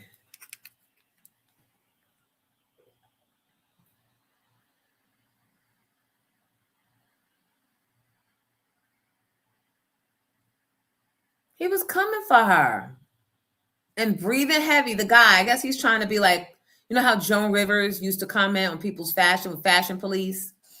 He just kept heaving, going, I mean, it's just so many things from like, no, I don't like the music, but from the puff sleeves to the, he just was doing that, going, I don't know. I hate when our icons do this to themselves. And I'm like literally zooming in close, trying to see what it is that he don't like about what she's wearing. And then he said it's giving swole and stuffed. Do you know what it feels? No, you want to know what it feels like to be a woman that's 60 or approaching 60, because I don't know if she's 60 yet. But you don't even know what it feels like to be fighting this perimenopause and to be fighting the slowing down of the metabolism. And you're doing everything in your power that the people are telling you to do. You're walking, you're riding a bike, your knees be damned. You're doing everything you can to try and stay healthy just for some random to come on social media and try to set you back mentally, spiritually, and otherwise. This is like, I see nothing wrong. I see nothing wrong here. Do you guys see something I'm missing? Everybody just want to fucking have something to say. Shut the fuck up. We have to start fucking people up. No, let me not say that.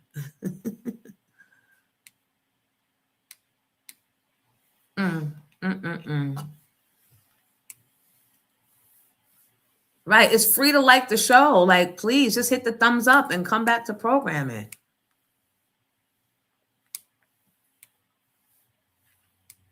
I don't know, but the guy was going, I mean, I just don't know. From like, from the puff sleeves to the, Giddy, did I pull that? Did I send that to you?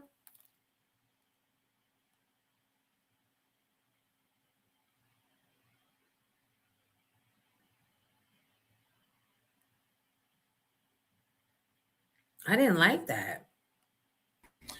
No, you didn't. But I couldn't see what was wrong with that picture. I was about to ask you the same thing. What's wrong with the dress? The guy was going in like, I just hate when they do this to themselves. Now, trust me, there are some people, and it's not just legacy artists. It's the nowadays the young artists. Why are you not coming for them? Wearing stupid shit that they know they shouldn't be wearing. That's just crazy. And trying to overcompensate for the lack of a hit record or for the lack of skill, for the lack of talent. Nobody talks about that because it's about getting to the bag. I got to wear what I got to wear to get to the bag. Well, she's already gotten the bag. The bag is way secure. Your mom and dad were fans of hers, which is why you're fucking here today, living and having the ability to comment. So pay attention to that. Pay attention to that and take a step back before you start going like, it was just unnecessary. Just say, the dress was giving prom, or the dress, whatever he said or felt. But stop trying to make niggas second guess themselves. We already do. Trust me. Seneca, you saw it, right? Trying to make people insecure. Trust me, she saw. We all see social media. Ain't nobody that busy. As much as they say they're not on social media, they're in the comments under a fake name. I watched it after the first 40 minutes. I forgot it was actually on. I don't even like. I heard there was a tribute to Lauryn Hill, and then the camera flashed to her, and she had her little fan out. Her little She had the same fan that you want to get.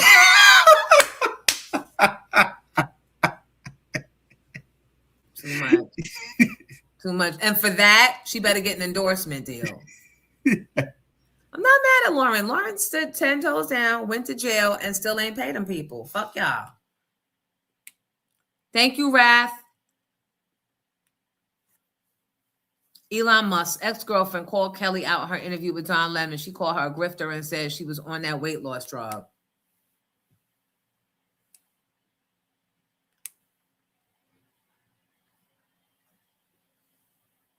Start slapping people, then they'll know something. Yep, that's what I say.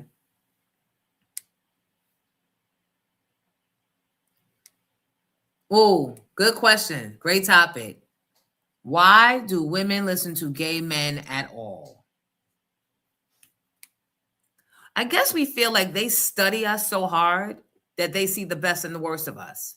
They study us, and a lot of them, I don't want to put them all in the fashion category, but a lot of them are fashionistas and makeup gurus. So we assume that they see and they know the best of what's out there and that their knowledge can only enhance us, right? Trust me, as women, we're not even into us as much as gay men are.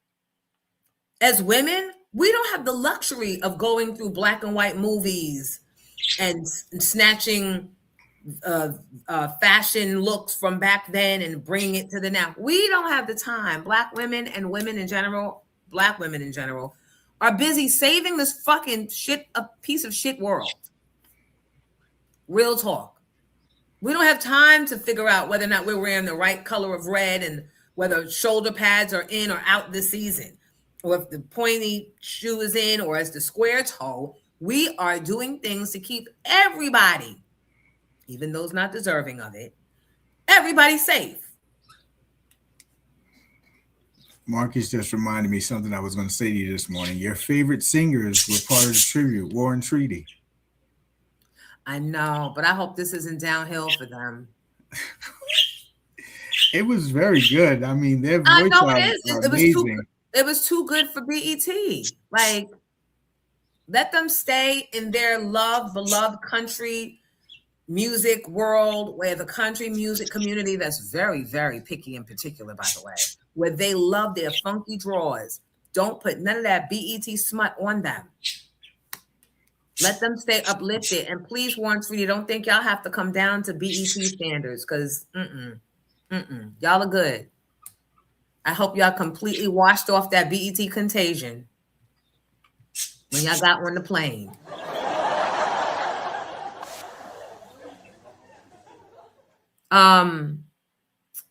Can you pull up number 8? Because what I wasn't trying to see was a Clive Davis tribute at the BET Awards. I don't know if they gave one or not, because usually with the Grammys and the Tonys, they can put shit together real fast. BET, you're going to get it an hour late. It's going to be on BET CP time, if at all. So, was there a Clive Davis tribute?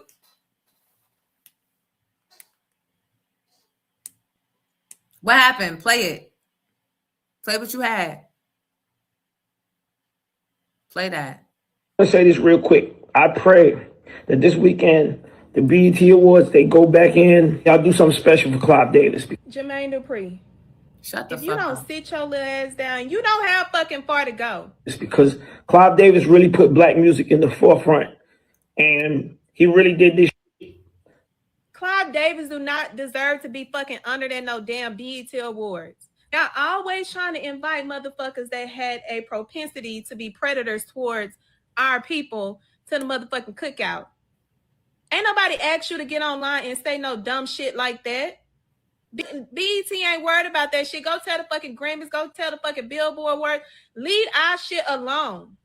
Clive Davis do not deserve to be fucking honored. Shit, we still trying to figure out what the fuck he did to Whitney Houston. You should ask. So you need to sit your ass all the way down and stop trying to invite motherfuckers to the cookout who have harmed us for decades. Man, fuck him. Trying to invite that man to get fucking recognized. I just want to say this real quick. Yeah, no. And thank God we don't listen to you after you fumbled the Janet Jackson play, dummy. That's when you lost all credibility with me. You fucked that up. The fact that she even acknowledged your ass and then you had the nerve to cheat on her, child. If you don't carry your ass somewhere, If loving your oppressors was a person, And I'm glad that whoever at BET said fuck that shit, because once them stories start coming out, once some stories of Clive Davis and his madness start really being exposed, then he's going to be having to issue a public apology to all those that were affected in one way or another. Rod Digger, where you at? Because we ready for you. You said it. You couldn't wait. You said, why is everybody so quiet on Clive?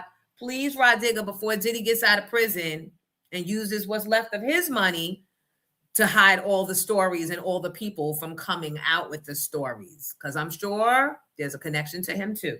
So please, Rod Digger, now's your time.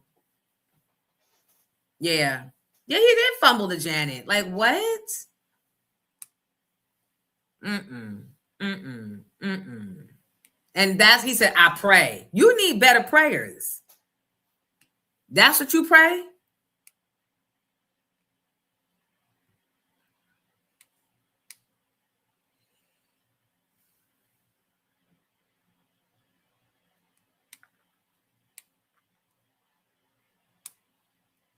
Hey, John Paul, good morning. A little late today. Did you make sure you liked the video? Yeah, I got to get Raw. It's her time. She got to do it now. There's a very specific window of time. Because Diddy will be out in less than 6 months, allegedly. Clive is still relevant, at least for now. Rod Digger knows where the bodies are buried, I think. I'm willing to take a chance. And India Ari, she hates Clive too. I need India Digger Ari. Let's get them both on at the same time. Thank you, John Paul. He said, I just did hit a like. And then I need them both on Pink Champs.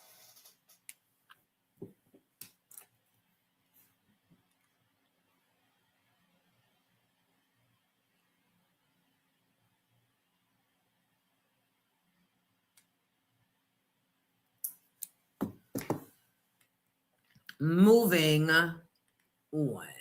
Digger Ari Digger.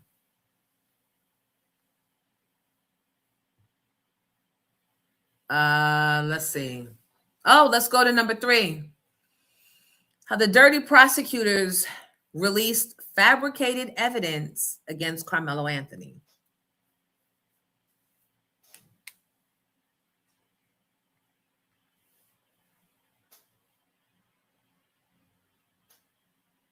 This is not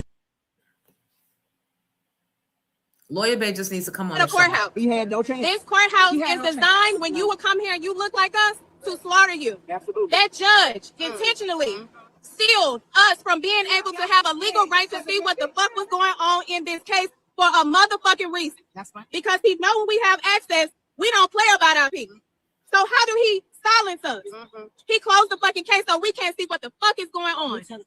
Also, the reason he shut down black media from coming, he only had these white motherfuckers up in that courthouse so that they could tell the wrong fucking story about Carmelo Anthony. And they could tell the white story about the domestic terror, because that's what they were. Those twins are domestic racist terrorists.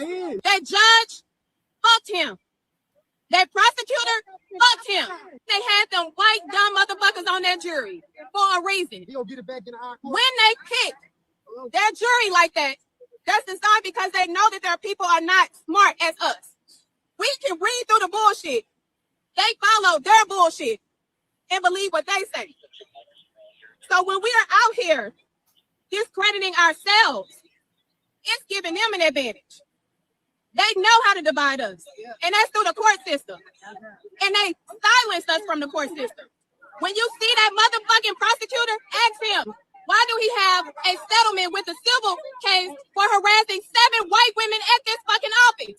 Ask the DA how he was on that motherfucking case and he still got a fucking job. That's because they vote for each other. So we got to take our power back. Elections are coming. That's right. That's right. We gonna tell they ass what we want, or you gonna get the fuck out. We got to show up for jury service. We got to show up and participate. Stop trying to get the fuck off of a jury because that's how they slaughter us. Those kids got up there and lied off of a relationship.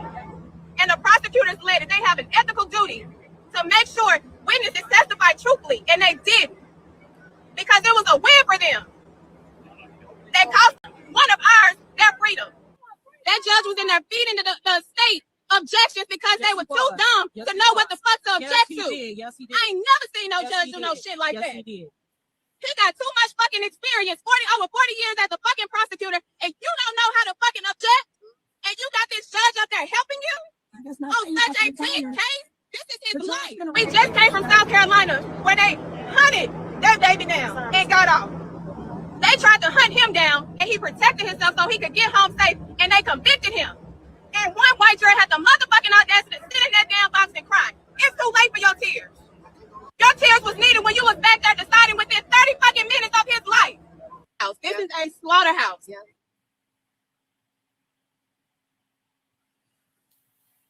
You think it's time to have her back on Jonesy? Sounds like she got a lot to say.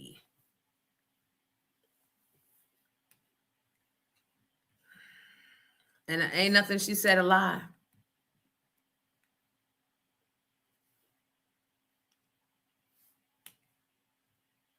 That's why I know there's certain places beyond Atlanta and even some parts of Georgia that I just could not. Mississippi was one of them. Mississippi was one of them. I was going to do a radio station. My friend owns a radio station down there that I was going to do. They didn't have much money, but I would have been able to make the money up in other ways, appearances, and he was going to give me a free house, and I guess I would have taken my vehicle, but when we went out to eat and I saw that people still referred to white women as ma'am and white men as sir, and what? Huh? Yeah, no. I'm too New York. Nope. Not gonna be able to do it. Yeah, we're gonna get Lawyer Bay to come on. Yeah, Mississippi is not the one. And it looks like South Carolina ain't much better. And Texas got a big side eye from me as well. And it's sad that you have to pick places based on the others' behaviors as to where you can live. But that's where we are now. So let's move accordingly until we can flip it in the primaries and the next election. And then all we'll be faced with is white people's guilt. And then we'll be able to get all the things back and all our jobs back and all our respect and all that shit back. I can't. I cannot. So out in Queens, before we do that, the end of the toll trap, they're having a meeting about that, a town hall tonight at 6. Please register. Can you go to that story, Giddy? 13.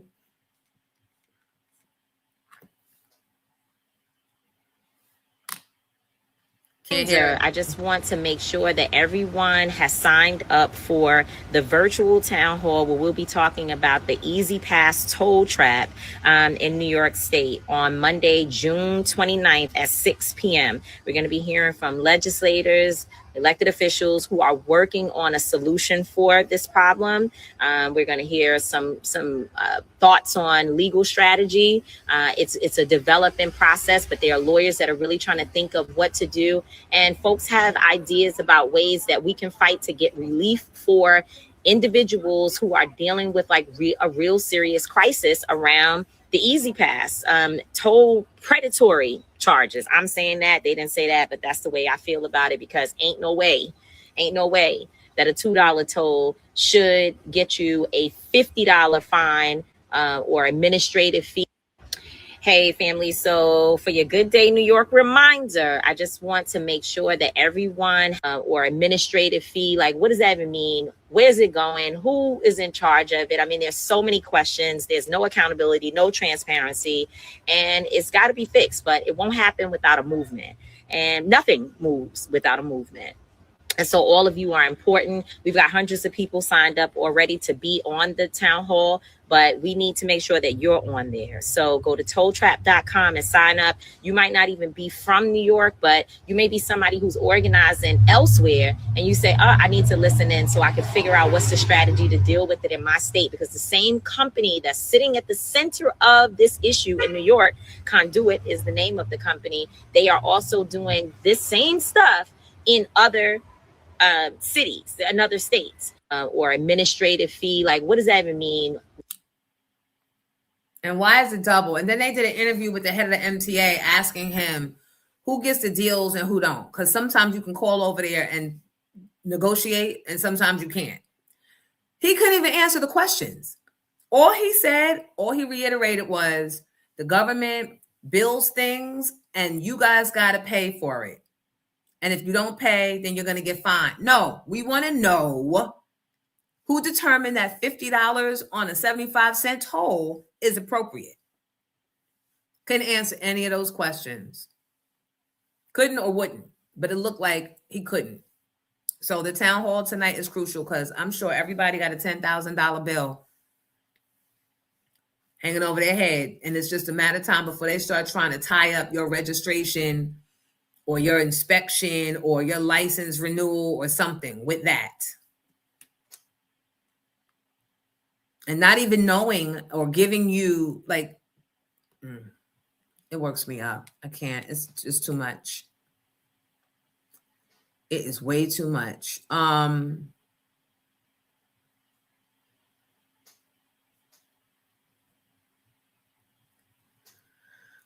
So we'll end with this. There was, go to number 12. Out in Cambria Heights, a Jewish organization decided that in the middle of Cambria Heights is what is that? What is that?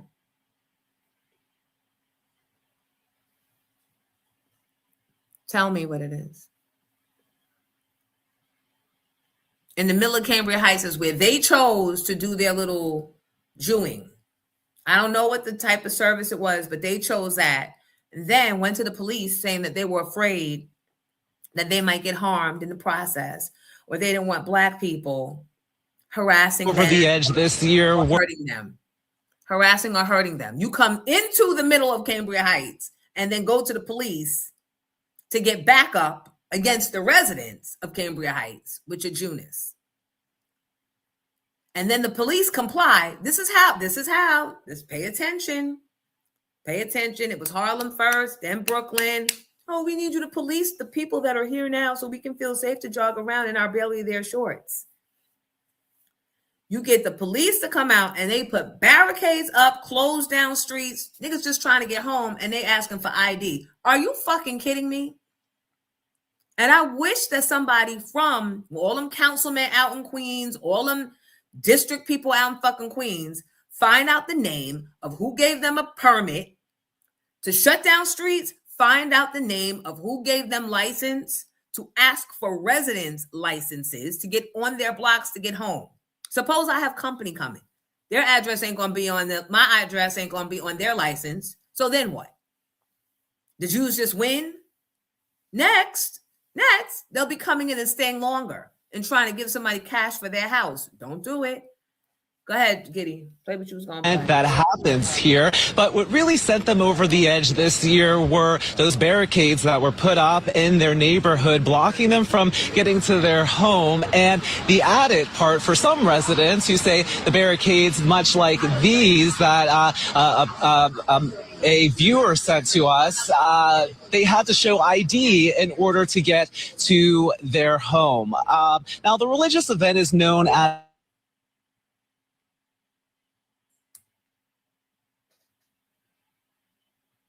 event tonight say they're not opposing the pilgrimage or the worshipers, but for years residents say there have been visitors who have just really been disruptive to their neighborhood. Community members say they understand the importance that happens here, but understand the importance of the event, but they add there's a certain level of respect homeowners need as well. They say tonight is an opportunity to address their concerns and find other ways to provide public safety while maintaining neighborhood access. Just cutting something off for the purpose of a particular sect, whether it's religious, cultural, gender, black, white, I don't think that's fair. If you didn't have ID, if you had to stay, if you have family members that want to come visit, you couldn't come. Understand the importance of the event, but come this Juneteenth weekend, this Father's Day weekend. No one's prepared for this because no one knew about this. I knew it was going to be a problem, which is why I tried my hardest to mitigate the issue, but they just decided to do whatever it is that they wanted to do, which I think is really disrespectful to the community. Fuck disrespect is illegal. Now we're hearing from the NYPD. In a statement, an NYPD spokesperson says in part, quote, over the past few years, the Jewish community has been the target of record levels of anti-Semitism. So, of course, the NYPD would have a presence here to ensure this important Jewish site is safe. At the same time, we listened to feedback from residents and took proactive measures to minimize disruptions to residents in the immediate vicinity of the OHEL. Coming Juneteenth weekend. Offering temporary parking placards and instructing officers to communicate with community members as they enter the area to ensure residents could access their homes and park their cars on their blocks.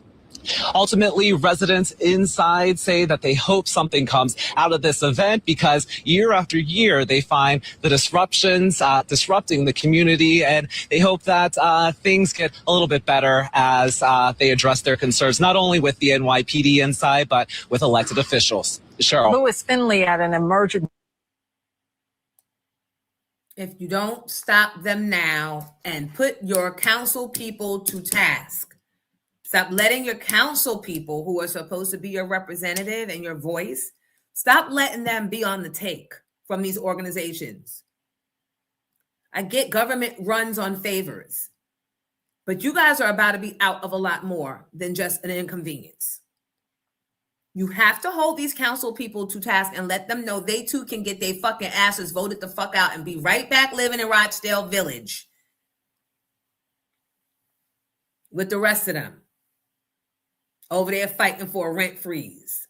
If they don't execute your wishes and your demands at this point, stop letting them of all people come in. Oh, it's just a mission. It's a pilgrimage. Go pilgrimage to fuck some in Bay Ridge or where the fuck y'all at in Brooklyn or in damn Lakewood.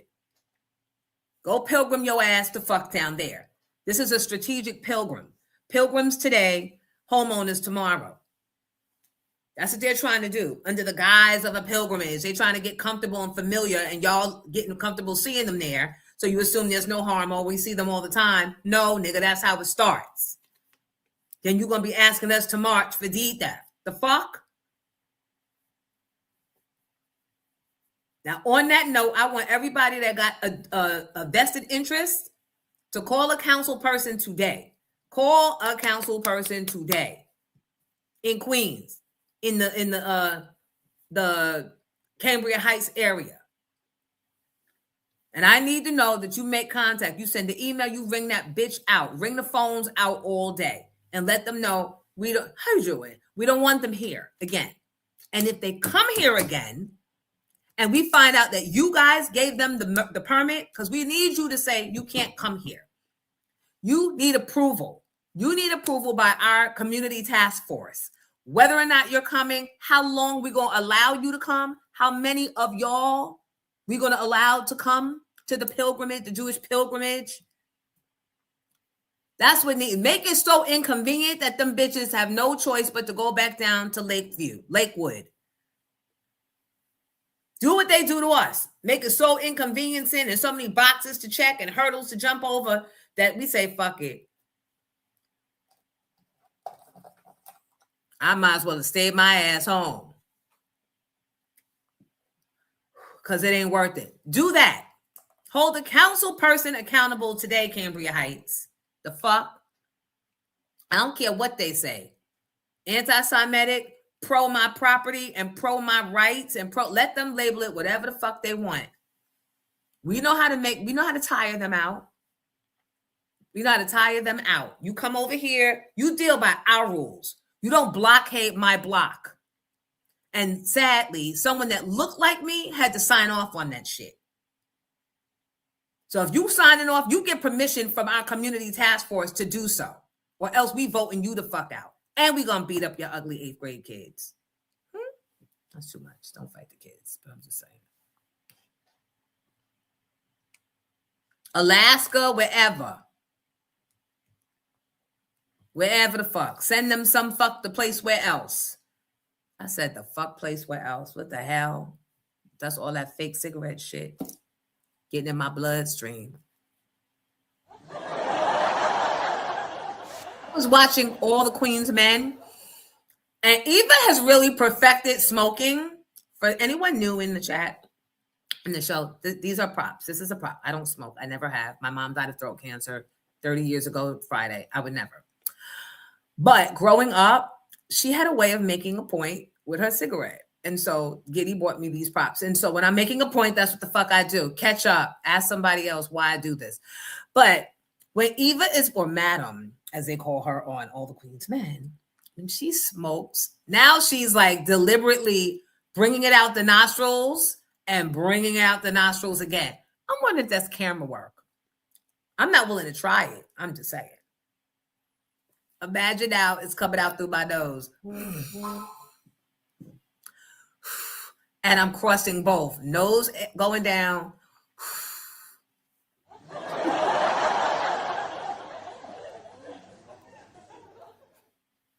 Come to A Street and let's see what happens. That's a fact, Todd. You be ran right the fuck. You be ran through and ran out. And 8th Street in Astoria is a one-way. You're not getting out. You're not getting out. Is Eva really a smoker? Is she? Oh, well, I guess to deal with Tyra Banks all them seasons, you had to have some nicotine in your system. And Lord knows whatever the fuck else. Out my nose.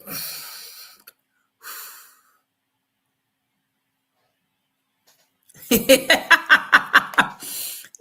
Serious. Your daughter looked beautiful in her prom. I think it was her prom pictures, by the way.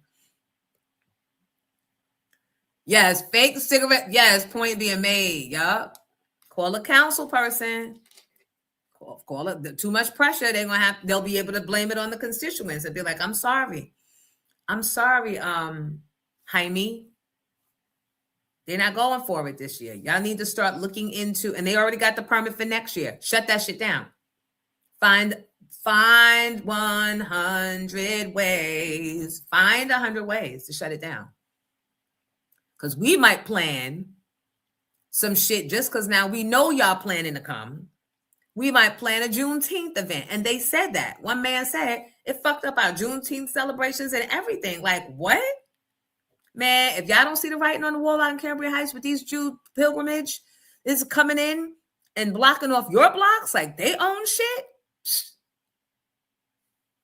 in less than 48 motherfucking hours, they will. Very quite possibly. Don't say Mother Jonesy ain't tell you. Well, boys and girls, that's it for me. I appreciate you for being here. Oh, what's this, Giddy, that you just popped up? What is that? More of the You pilgrimage? sent it to me, or I just got it. I thought you wanted to play it. What is it? I forgot. The who gets the deal on Easy Pass fees? Oh, you can play it. I think we know. It ain't us. It ain't the fuck us.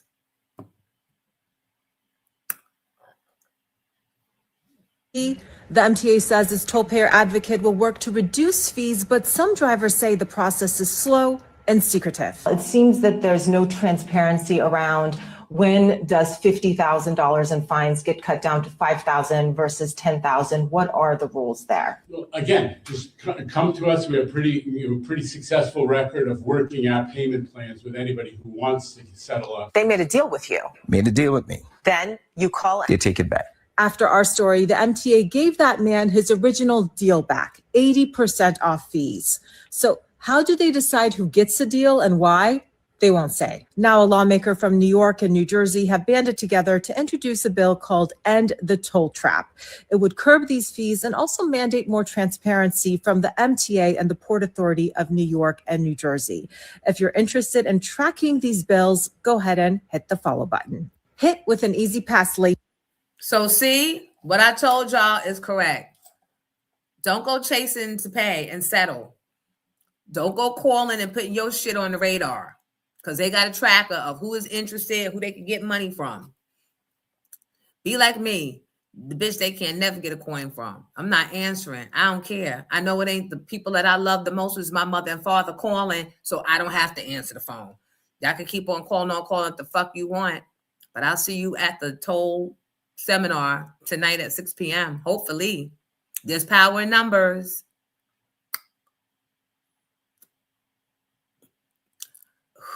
I don't want to end the show with that. I don't want to end the show with that. Fuck them tolls and call them council people. That's what I want. Cambria Heights. Bye, y'all. Thank y'all for joining us on a Monday. Have a great rest of your day. If you're on vacation, Asia, I know you on vacation. Kick back and enjoy. I told you I'm about to cancel mine, but it's okay. It's all right. We got work to do. Jay don't want to work. Shay got physical training and stuff to do. And mother is always working. So I love you for listening and watching and being here. Thank you for membership. Also, remember, we're going to post the full unedited version of Pink Champs with Nikki Gilbert. So you can hear all the statements in context and decide for yourselves whether or not Jonesy, or I guess it would be Giddy, did a nefarious clip. The end. I know, Al. Al, that's exactly what I'm doing. I got time. I got another vacation coming. Well, it's not really vacation, but I got 90s Girls in Punta Cana, which, by the way, hopefully you're going to be joining us, people. Punta Cana, September 3rd through the 7th. I'm a 90s Girl concert. We move around. Hey. And filling in so it's Gina Thompson, me, usually Yvette Michelle, but she can't make it. So we got Renee from John A coming, Allure, Coffee Brown. Who else? Oh, Monifa. Yep. So hopefully you guys will join us there. We're going to be at the Hard Rock Cafe, and we're going to be doing several events throughout the week. But most importantly, and most fun part is that when we are of a certain grown age, we don't have to be doing, right? We could just be alongside each other at the pool, laughing at some shit that we both recognize at the same time, drinking our drinks or not, eating our gummies or not, but just having a good old grown ass time. So I look forward to that part of seeing you in Punta Cana.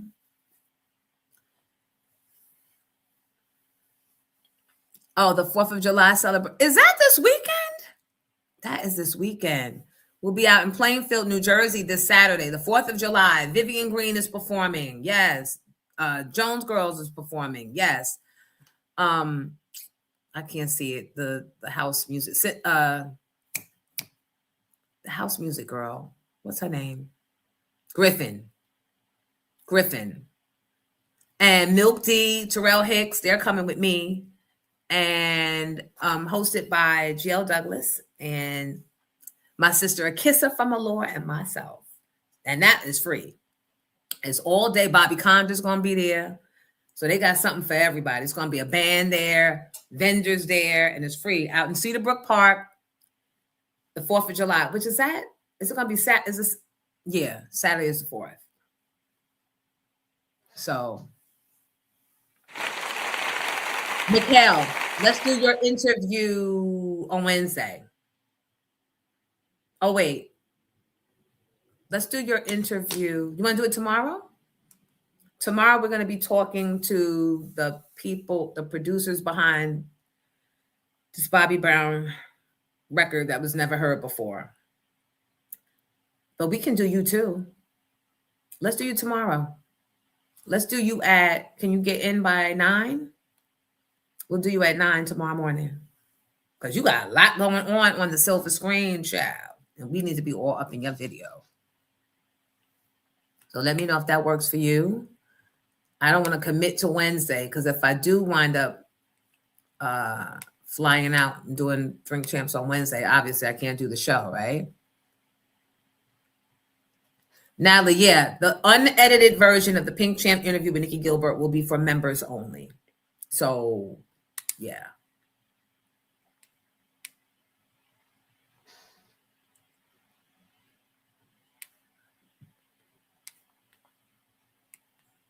What's so crazy is they've been letting them Jews do whatever they want to do for years. And that's crazy. They let them police their own neighborhoods. Right. Right.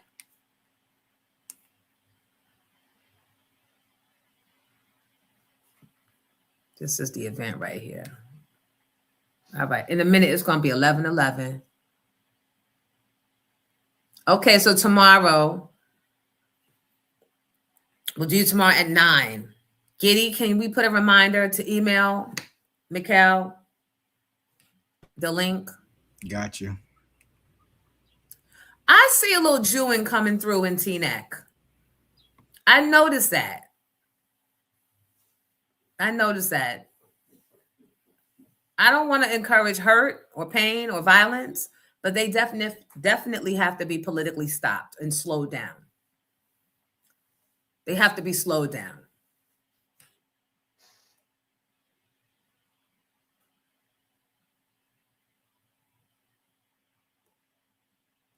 Bye, Deb.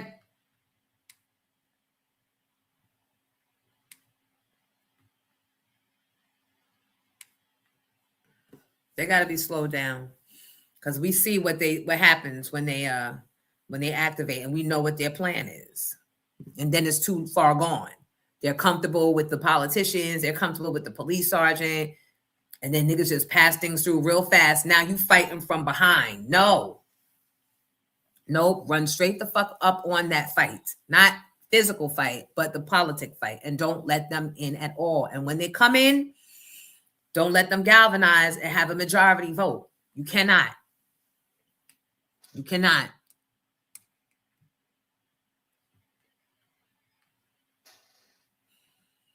Tracy, oh man, you missed it. We spoke to the girl that was on the light post that snatched the white girl off because the white girl wouldn't let her come down at the Knicks parade.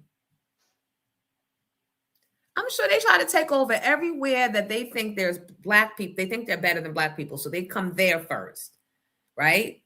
And they try to take over, and then before you know it, not only are they taking over, but they're taking your houses. Can't let that happen. Can't let that happen.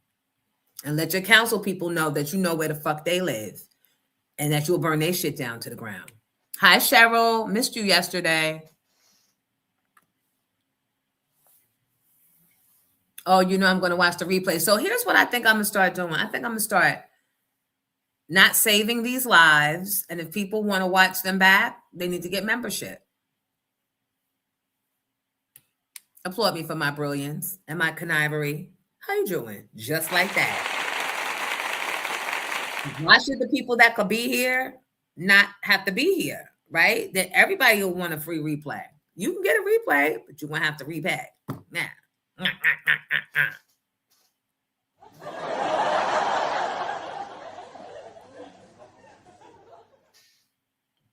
So, yep, I'm going to do that. You can't be here from 8 to 11. It's all good. We got you. But you're going to have to be a member in order to see that replay. Membership has its privileges. Thank you to the members. You guys are extra special to me. Because you signed up and you didn't have to. All right, it's about to be 11:11. Go somewhere and get your prayer and your wishes ready.